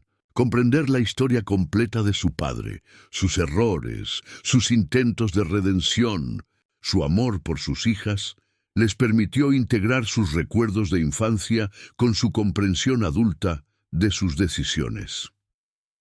Al concluir la fase activa de la Operación Piedra Fundamental, Emma se dio cuenta de que el legado de su padre iba mucho más allá de los crímenes específicos que había documentado. Su metódico enfoque para la recopilación de pruebas se había convertido en un modelo para la investigación de delitos financieros complejos. Sus sistemas de codificación se enseñaban en la Academia del FBI como ejemplos de cómo proteger información confidencial. Su historia inspiraba a una nueva generación de agentes federales que comprendían que la experiencia personal podía transformarse en dedicación profesional. La carrera de Emma floreció al convertirse en una de las principales expertas de la oficina en la evolución del crimen organizado. La carrera periodística de Grace la llevó por todo el mundo, cubriendo historias sobre corrupción y redes criminales que conectaban con su comprensión fundamental del funcionamiento de estos sistemas. Marcus mantuvo el contacto con ambas mujeres, sirviendo como una figura paterna no oficial que les brindó estabilidad y continuidad en vidas moldeadas por el cambio constante. Su propia experiencia le había enseñado que algunas relaciones trascienden las obligaciones profesionales y se convierten en vínculos que definen en quienes nos convertimos. La historia que comenzó con la súplica de un hombre moribundo en una carretera de Montana se había convertido en algo más grande de lo que cualquiera de sus participantes hubiera imaginado. La muerte de David Santos había salvado cientos de vidas gracias a los procesos judiciales que su documentación permitió. La valentía de Emma había desmantelado redes criminales que habían operado con impunidad durante décadas. El periodismo de Grace había expuesto la corrupción que, de otro modo, habría permanecido oculta. Y Marcus Brennan había cumplido una promesa que le había exigido convertirse en más de lo que jamás había creído posible. No solo en un sheriff de un pequeño pueblo, sino en un guardián de la justicia que comprendía que proteger a las personas a veces significaba aceptar responsabilidades que duraban toda la vida. Mientras, Emma se preparaba para su siguiente misión, liderar un grupo de trabajo que investigaba redes internacionales de trata de personas. Llevaba consigo el conocimiento de que cada caso en el que trabajaba era parte de un compromiso continuo con los principios por cuya defensa había muerto su padre. La búsqueda del tesoro había terminado. Se habían encontrado los verdaderos tesoros, y el legado de David Santos perduraba en las hijas que transformaron la tragedia en propósito, el miedo en valentía y la pérdida en determinación para asegurar que otras familias nunca tuvieran que soportar lo que ellas habían sobrevivido. La fundación había caído, la justicia había prevalecido, y en algún lugar de las montañas de Montana, el viento aún susurraba entre los árboles alrededor de una mina abandonada donde el amor de un padre había escondido las llaves del futuro de sus hijas. A continuación, tienes 2 historias más destacadas en tu pantalla. Si esta te convence, no querrás perdértelas. Haz clic y échales un vistazo. Y no olvides suscribirte y activar la campanita de notificaciones para no perderte ninguna de nuestras publicaciones.